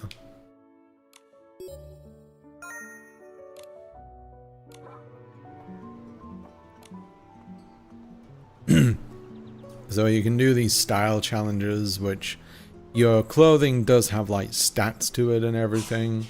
And they ask you to pick like a certain, they pick like a certain theme for you. But the ironic thing is that these style challenges, you can end up looking pretty bad because you're just going for stats and not everything melds well together. We'll see if that happens here. I'm Pepsa, the administrator of CCA Academy, Art Academy Field Base. Is there anything I can help you with? Let's kick off a styling challenge. I am a stylist in need of practice. Care to join me in a styling challenge? If you're brave, you'd be playing the 2000s Barbie / My Scene dress up / makeup games. I think my wife played those when she was a wee one. Funny you mention it, I've actually had some new insights into styling recently. The breeze in the meadow gives me a completely different inspiration than Cisia. As I walk across every grassy slope, the scent of the wind and the dew on the grass never fail to lighten my spirits. Styling would be as lively as the meadow. The meadow attire captures my inspiration perfectly. If you're ready, let's explore this theme and together and exchange ideas. I'm ready. Okay, so we need to pick a fresh outfit. So you can filter it, and the ones that you see in the top left of the menus are the ones that have the best stat for it. However, I have a whole outfit that can fill this need. Just have to remove one accessory because there's a limit. See, yeah, those are your stats there, and that's the different parts. This is mostly a sweet outfit, but the stats are very good because I've upgraded it. College core girly nation rise. Isn't that just like preppy looking girls? Alright, I'll remove that one. And these are just like accessories that can boost the score further.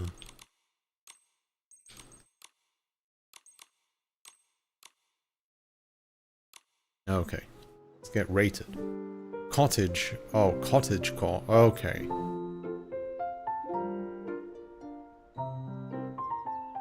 Thinking of Dark Academia. I don't know what that is, but it sounds dark. See, I actually looked fine this time because that outfit had it all going on for it.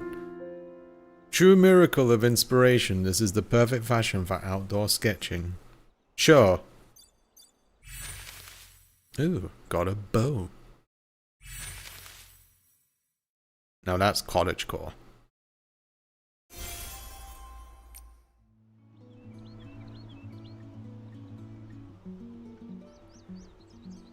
Such a pleasant vibe. I think you'll be a beautiful sight for others too when you're out on a field trip. I spend my time exploring the meadows for inspiration. However, Nikki, the styles inspired by Flora Wish are also quite impressive. When I first arrived at Flora Wish, a girl by Silken Lake had just made a wish. Her ribbon fluttered as she smiled at me. Later, I learned about her group's philosophy on styling. It was truly touching. Nikki, if you're interested, you might want to visit Beyond the Basics Stylist Group in Florowish and meet Visuno. No. I mean, there's Light Academia too, where everything is beige and light brown. So, most Japanese schools. Dark Academia is Dead Poet Society. Cottagecore is Roy. Oh wait, Roy, what is that movie? Cottagecore. I mean, I know Dead Poet Society. So it's like Dark Academia, like like Goodwill Hunting, that kind of thing. Basically, school media where bad things happen. Marie Antoinette, what the fuck is happening in this chat? Excuse me. Alright, alright, so let's talk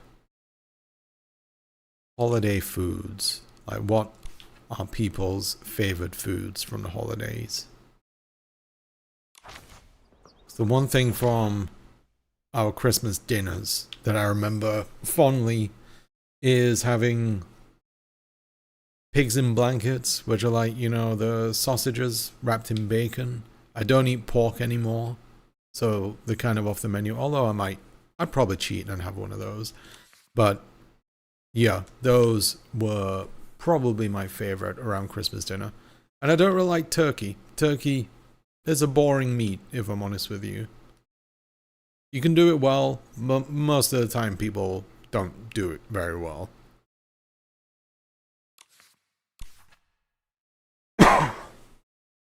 Studio Ghibli. So Studio Ghibli is cottagecore.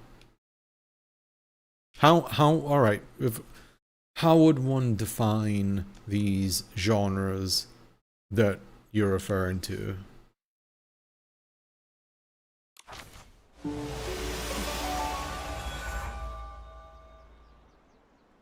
mean, cottagecore I feel like might be self-explanatory. It kind of goes along the line with like cozy core, assuming that's a thing.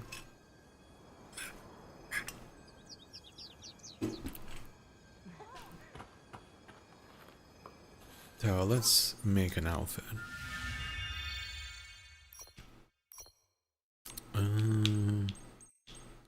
Okay, I like this hairstyle. These are dresses, but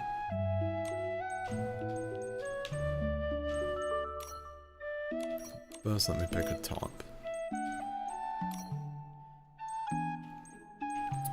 Take off this jacket. No.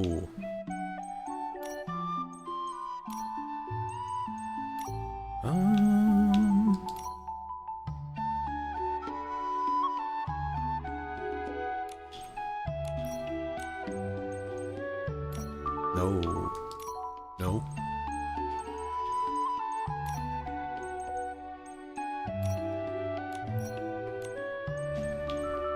No. Pants.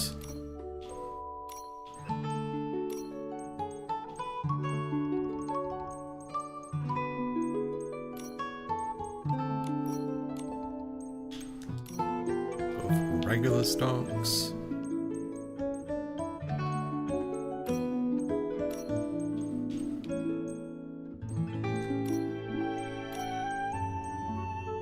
Thigh highs or socks? Probably socks, I imagine. We'll change the things to...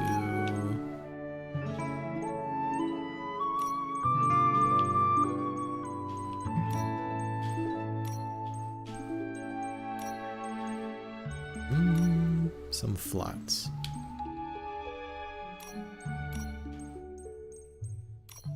I have some boots.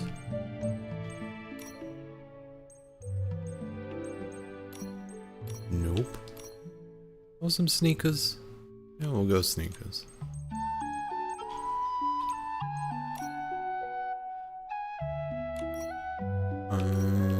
Get rid of the gloves. Where are the gloves?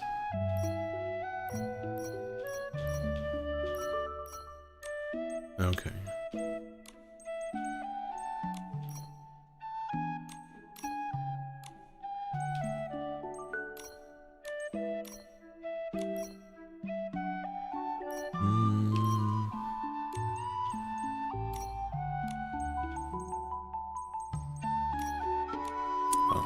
looks like the top has collision with it. Some wristwear.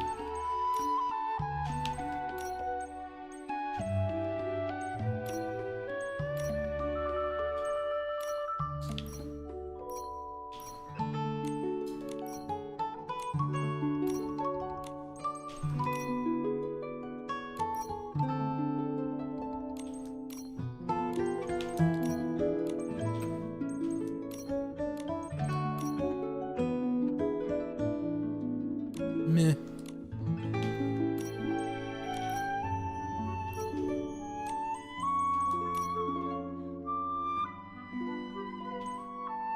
Wait, I don't want 2 bags, that's...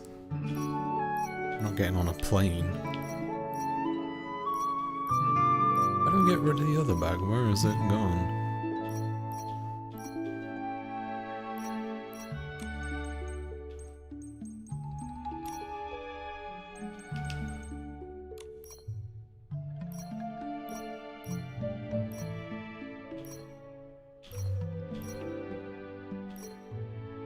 Oh.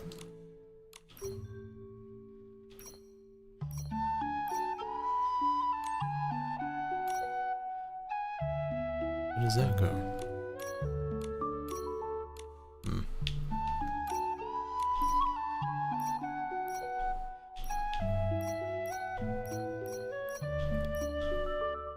Sure, if my dad was watching me right now, he'd have a lot of questions.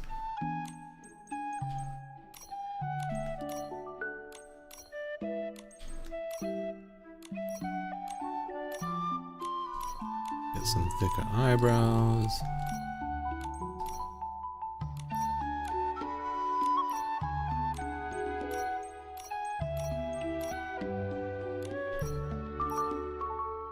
There we go. Fashion. Putting your hair in a ponytail. Good idea, yeah. Let me go back up there.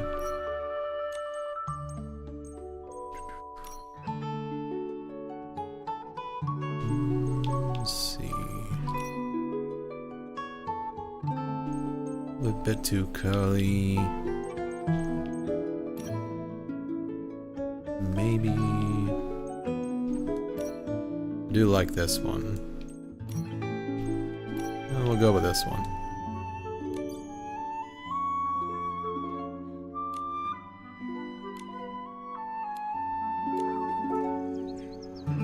Lovely. A good all-purpose outfit. Can we lower the volume a little bit? It feels like it's a little bit loud. At least the music volume.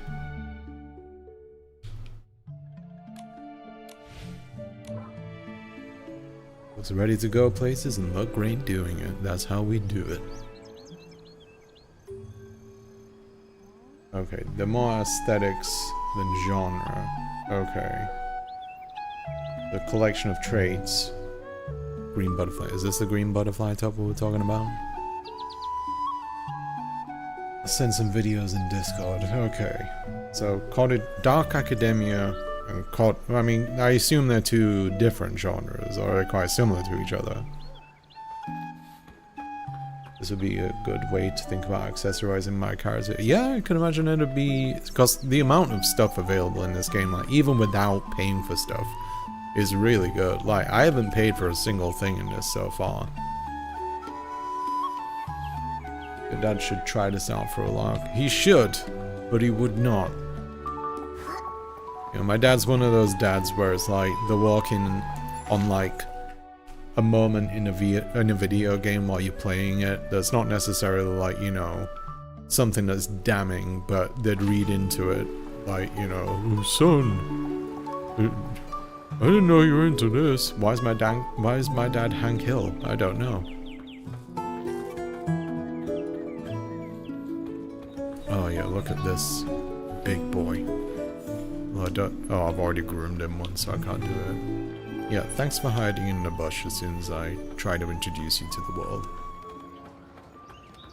Okay.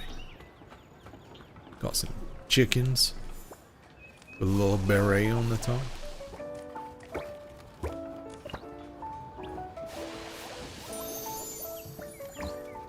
Dark Academia is indoors. Cottagecore is outdoors. But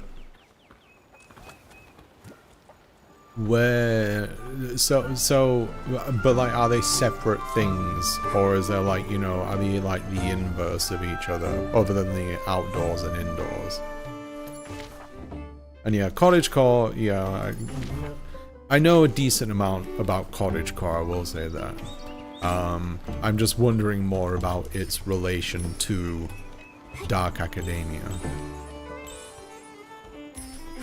Every time I say academia, I feel like I'm saying macadamia. Oh yeah, and you also have ability outfits in this game. So, this one's a grooming outfit. Don't run! Oh, fucker. I wanted to rub that weasel. So, like, you have outfits where you can like do an attack. And the combat in this is super basic, but that's fine. If you're looking for a chill game, it's right up your alley. But, like, you have grooming outfit, a bug catcher, fishing, electrician. There isn't just two different things. Okay, that is where my confusion lied. I was like, what are these things? What have they got to do with each other? But it's good to know. I'll sleep well tonight. There we go.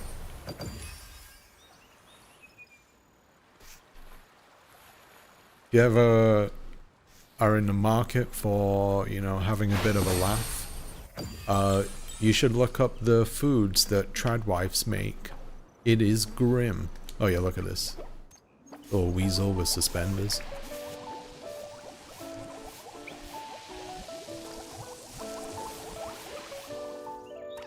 Their internet aesthetics, there's so many combinations. Oh yeah, I'm aware of them, just the Dark Academia is what threw me off.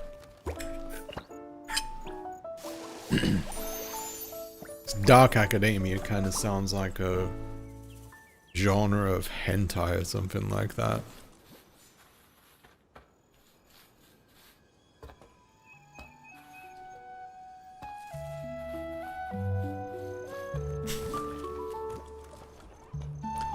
But yeah, look up tradwife meals, like, they are grim. Like, you know, they have the whole meme about, like, unseasoned chickens, or unseasoned chicken breast, stuff like that. That meme exists for a reason, because it's true. The Lakeheart Stone Tree. Everyone's wishes are lying on the ground.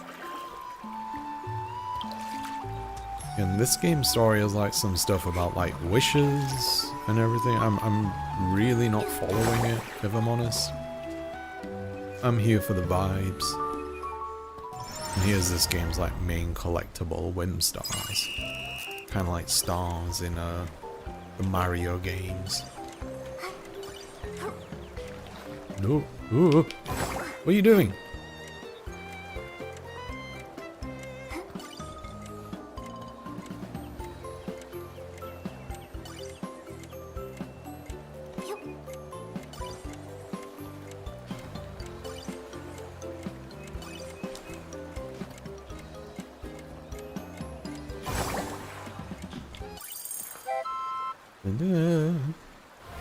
I want to play this. Yeah, you can, it's free to play, and you can get it on your phone as well.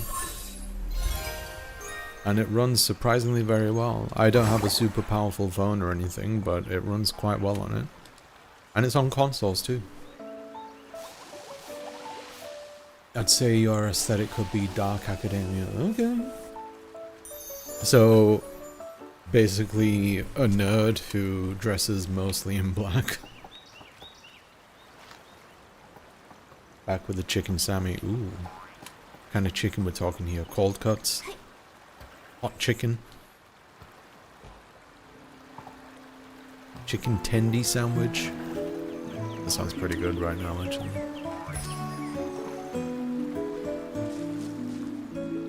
I guess technically there's some 18 plus stuff I'm working on that you can argue is Dark Academia. Oh. You and Tandy.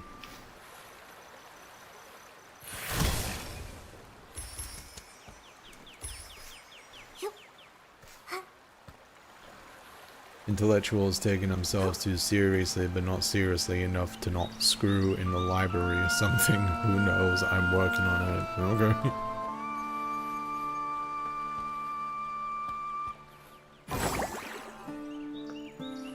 Well, you know, those books are a real turn on for some people.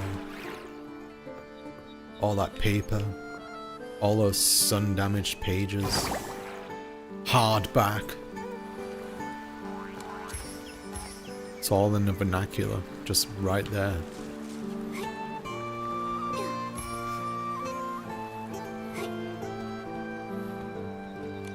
Make a wish. What? Huh? It's moving. Uh-oh. Huh? What is it? Oh yeah, and that's Momo, her sidekick.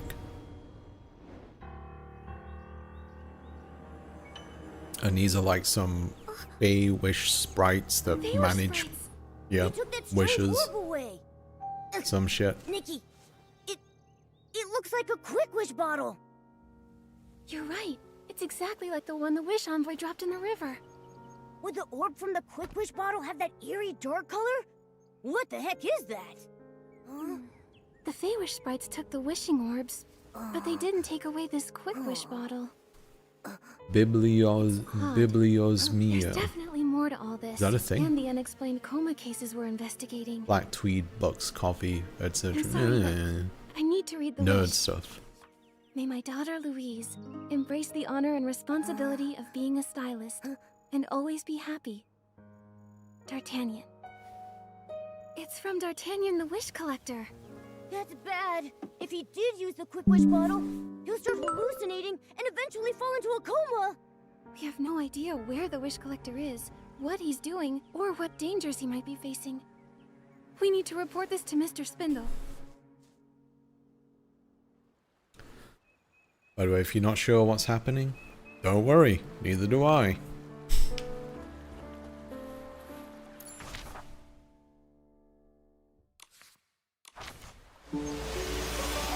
Maybe olive green or two, but not too much because then that gets into military aesthetics instead.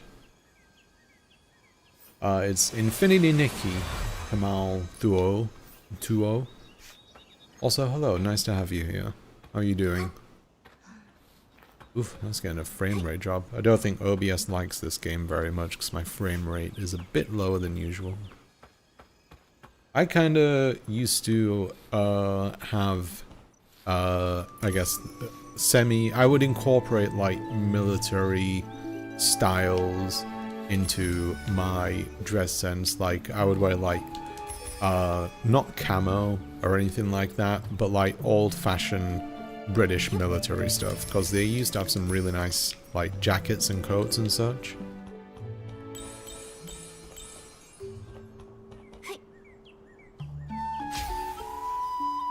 Works quite well, especially with the coats. As some of you are aware, I'm a big fan of a good coat. That's why I really like the winter. Get to whip out the coats.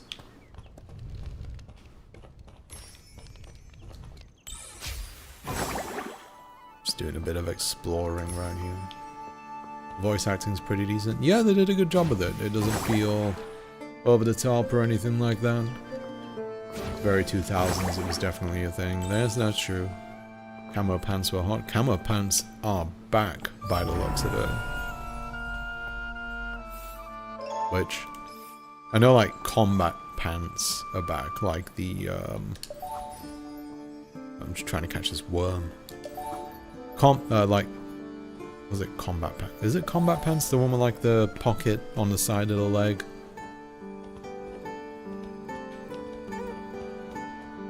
I mean, it's great if you're a fan of pockets, put it that way. You can fit a whole fucking iPad in those pockets. Guys with middle parting hair are about you. Yeah, that's only people that can get away with that are like K-pop guys. Everyone else, just leave it. And I think is the TikTok broccoli hair finally going away now? My nephew has that hairstyle, and I may or may not have made fun of him for it when I was there. He knows I was joking though. And I was ahead of the curve on bringing back the middle part. I absolutely was not. I think, you know, for like, the thing is with like a lot of hairstyles, like for some people, it really suits them. For some people with certain hairstyles, they should just not do it. Like mullets. Never should they have made a return. And you know, if you are someone with a mullet, I apologize. But, you know, the world decided almost unanimously just a few years ago that the mullet was not a good hairstyle.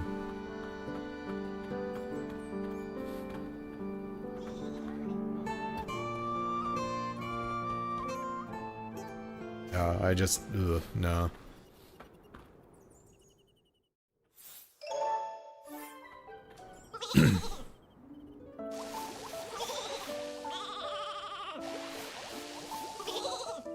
No, I'm just growing out my hair to see if I can use it for an art reference, but that'll take a while. I have never heard of such a utilitarian use for a hairstyle. But you know, as hairstyles go, there's a pretty good usage of one.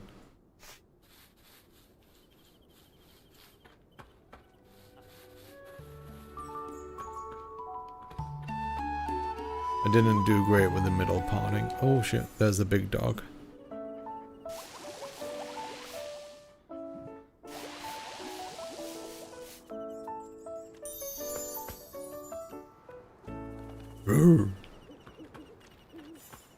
Alright, so I'll give you actually a bit of insight because, like, you know, when it comes to media, visuals communicate things about characters and such without us even being aware of it. And one method... I'm gonna get this fucker. Drops a bunch of money if you get him. And one method is through hairstyles. So, say for example, with like my hairstyle. It's parted to the left. Although as you can see it on your side, it looks like it's to the right. So this right here is actually, let me show you. So yeah, a left parting, like this way, is actually considered in visual language as a trustworthy parting on it. That is the thing that people are used to seeing the most, like hair parted on this side. So like you'll see various characters in like movies, shows, etc. as being trustworthy or strong or other positive traits by having their hair parted to this side. If they're parted to the other side, and this is something you'll probably notice more from here on out, they tend to be less trustworthy characters. There is also some element of like sometimes weakness, some sleaziness to them, like all that kind of stuff, negative attributes. So you'll see like sleazy CEOs with like that kind of parting. And of course the ones with like the slick back hair as well. Not pushback, slick back. And if you get that reference, I love you. But yeah, it's one of those things that like the language of media has built up over the years. Little things to do with like direction and whatnot. For example, another one being the direction in which characters or vehicles move. So if you're looking at a screen and you see like a car driving from left to right, visually that is communicating that it is going to a destination. But if it's from right to left, that is your mind reading it as leaving a destination.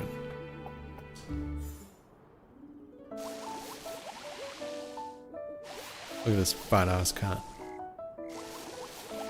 Reminds me of Curie.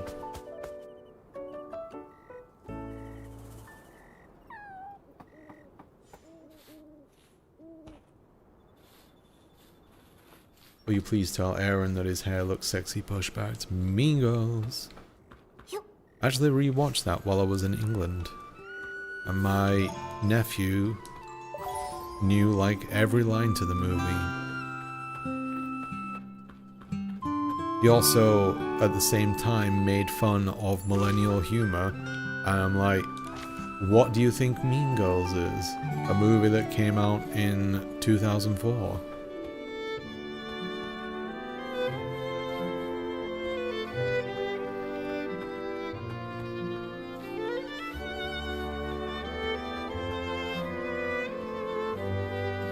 I didn't do a great job with the middle parting. I imagine it's quite difficult. I've never done a middle part myself.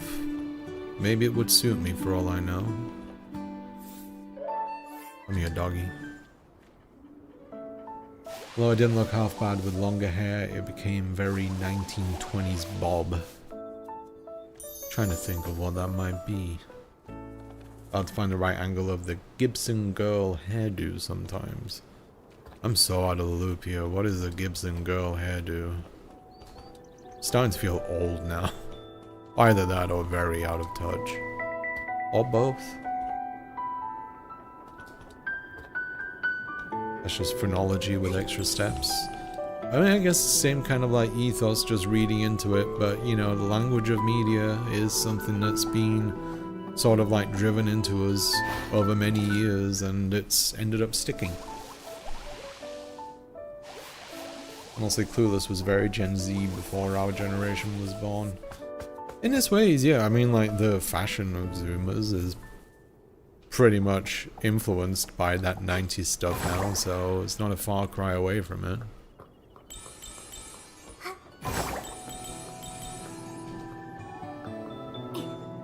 I was making a joke to my nephew while I was in the UK, saying that, like, Gen Z stand-up comedy is just going to be some guy on stage casting his phone to a large screen, showing TikTok videos, and asking like, oh, check this out.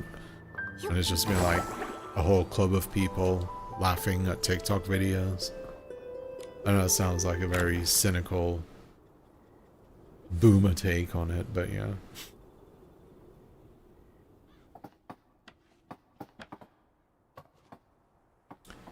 Gibson girl, so happy someone knows it other than me. Can you give us an example of the language of games? Let me think. I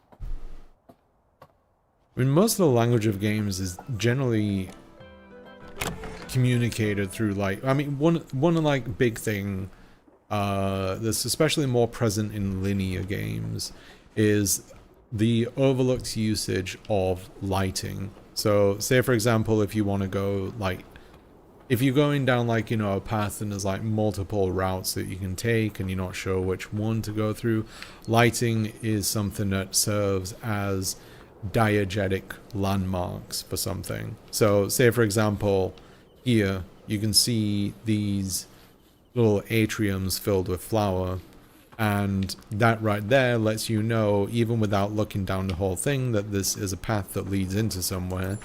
And if you follow down that path, it leads all the way into this main area here, which is like a little village where you can shop and everything.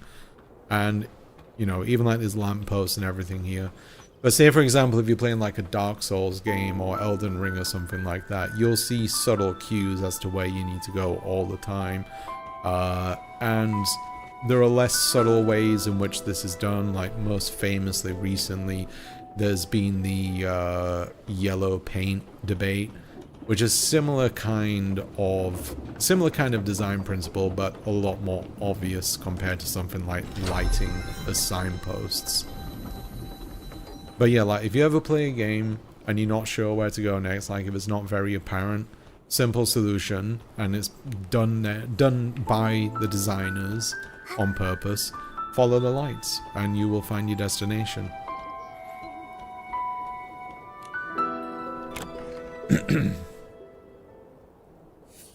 But yeah, with the yellow paint thing, like it's like for those of you unaware, like in video games, in most recent video games, there's been a whole hubbub about how yellow paint has been used to signpost things that you can interact with. So like, for example, ladders or things that you can hold on to, like if you're climbing a wall or something. Many of them stand out like a sore thumb, and a lot of people don't like the fact that these are things that are used to signpost things you can interact with. But it's been the kind of thing that's been introduced because it's, with the amount of detail that you get in games these days, and especially if it's in like a more natural environment, like in the wilderness or something, it can be hard to signpost these things without putting more obvious colors on there. Plus, there is an argument to be made that it is an accessibility thing as well, because, you know, people like color blindness and such, they can find stuff like that difficult. You're back. I heard that Tanyoyo signed off on your approval. That's right. But something's happened. The wish collector is in danger. He could fall into a coma. What's that now? You see, I'm an investigator appointed by the Stylists Guild. That explains no everything. time to read that. So not only Flora-Wish, but now Stoneville is getting pulled into it too. And now, the Quick Wish bottle. I have a really bad feeling about this. Maybe that bottle is connected to the artifact. If that's the case, this is very troubling. The artifact? What's that? It's... Maybe it's best you don't know. The top priority right now is to bring D'Artagnan back here. He's in more danger than you even know. Mr. Spindle? Where is the wish collector? He went to the abandoned district to collect the PC's wishes. I don't know who'll be able to bring him back. Abandoned district? What kind of place is that? Abandoned? The abandoned district. It has stone trees that are dozens of times larger than the ones here, and unfathomable chasms dividing them. What's more, the residents there are PCs. I'm a Gen Z comic and I just make people laugh with words. Good. But no, I was joking with him about the Gen Z comic thing. I try not to be patronizing towards like younger generations. It's not a good approach. You don't want to end up being like boomers and Gen Xers towards millennials and Gen Zs. Gen Z and millennials get along very well, and it's good to see. I never considered the accessibility angle on the yellow paint, just thought of it from my abled perspective. I suppose that's a base assumption, like Dan Olsen says. Yeah, and that's, you know, it's like the whole debate about like video game difficulty and stuff like that. Like, I personally am like, his descendants. I'm a big supporter of like allowing people to play games however the hell they want. Especially, you know, when you're paying like $70 for a game and you just end up being stonewalled out of completing it. I get the aspect of like feeling a sense of accomplishment, and you know, that stuff can still be present in a game while allowing people to experience games through the way that they want to. But the main thing to me is like allowing people who have special requirements to play a game to be able to let them enjoy it in the way that they wish to. I mean, I feel like it for myself as well. Like, for example, recently I've been playing Like a Dragon Infinite Wealth, which is a great game, but it's a JRPG through and through, and I really do not like grinding in JRPGs anymore. So what I did was that I downloaded a trainer, which is basically cheat software for single player games, and I changed it so I get 3 times experience instead of just the flat 1 time, and I've been able to play at a more comfortable pace with the game, so I don't have to worry about being underleveled a lot or going out of my way to grind, and I've loved it. Like, this is the experience that I would like it to be, because the game doesn't have like an easy mode or something. So yeah, stuff like that is always good to see from the angle of different people. But there are some people out there that make like horrid like horrid remarks on like people with accessibility needs. Like excuse me, I'm getting dry. Like I remember when Dave the Diver came out, there was like a mini game aspect in that where you had to mash the button for it, and button mashing is terrible. I do not like button mashing, especially since I have carpal tunnel. It makes it act up really easily. So everyone was like asking, could you please change it so you don't have to button mash, you can just hold the button instead and it'll do it. And the thing is, like, the button mashing wasn't even like subtle, it wasn't something you could do quickly, it was like you really had to go for it to make it work, and it was awful. But I saw like in the Steam forums like people asking for this feature where you can just hold for it to work, which I'm all for it. Whenever that's an option in a game, I turn that on immediately. But then there were detractors who were saying like it goes against the design of the game, it's what the developers wanted. And then people say like, you know, okay, but it is something that people with disabilities might have a problem with. It might be people who have carpal tunnel, repetitive strain injury, whatever it is. Like, people should be allowed to play these games without worry of injuring themselves. And you still get people like saying, well, if they're not able to play it because of this, then they just shouldn't play it at all, which is bullshit. Like, someone shouldn't be walled out of a game because they're limited in ability. Like, do they think that game developers are just like, screw disabled people, we'll just make this for the abled? And all that talk that they put forward about it being the designer's intent, turned out that was bullshit, because one of the staff members of the game replied to this thread saying, hey, we're gonna implement this feature in the next patch, just so you know. And they did. So screw your argument about developers' intent. Just let people enjoy games however the hell they want. So long as they're not impeding any other person's enjoyment, it's perfectly fine. The PCs reside on the towering stone trees in the abandoned district. Only the best stylists, equipped with the floral gliding outfit, are able to navigate between these majestic stone trees. Ooh, I got a new outfit. I've been burned by millennials, so it's a trauma response. You've always been a good listener. I do try my best, yeah. But sorry about a bad experience with millennials.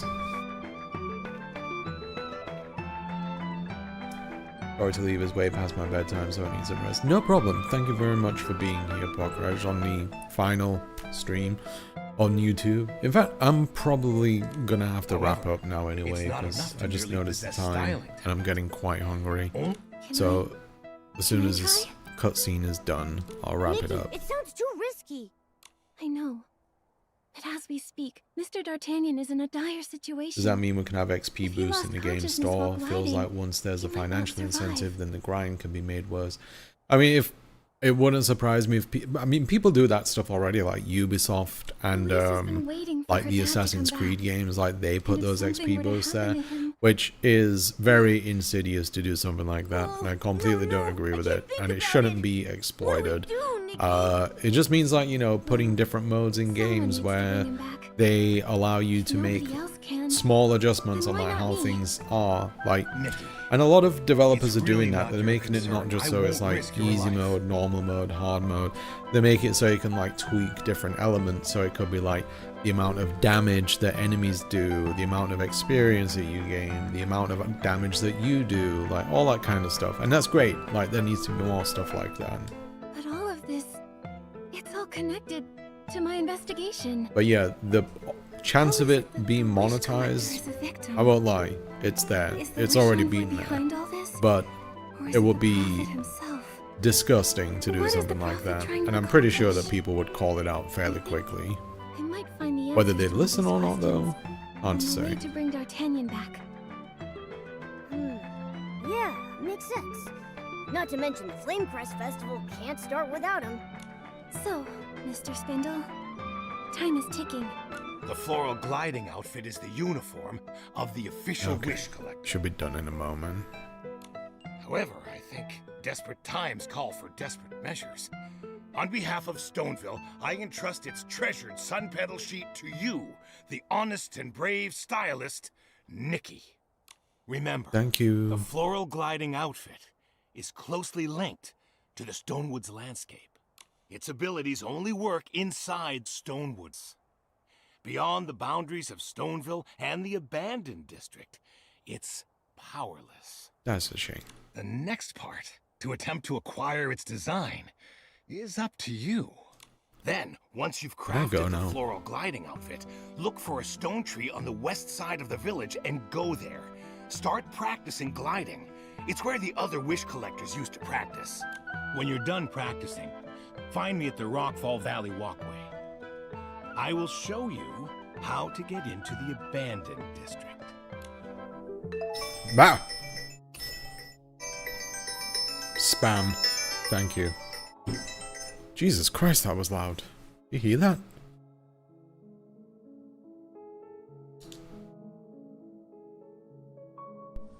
Yeah, I can hear my wife's listening to the stream in the background, and it was definitely audible. Okay. Alright, I will wrap it up there. Second.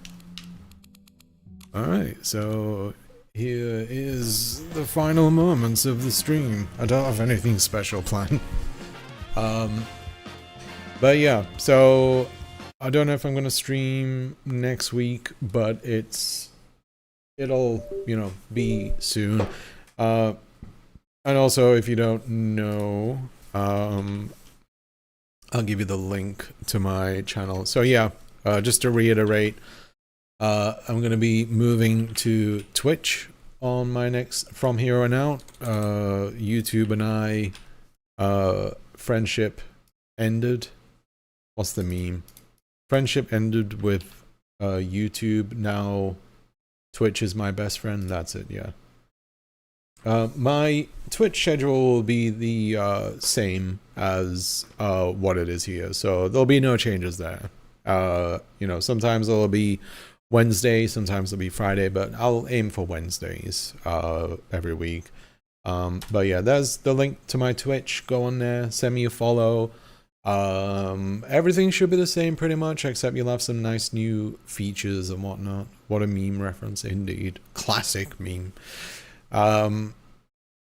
But yeah, I've had decent times on YouTube. It's a shame that the streaming stuff didn't work here. I'll still be making videos and all that kind of stuff. But yeah, the streaming days are sadly at an end because of the horrendous amount of damage it did to my subscriber count.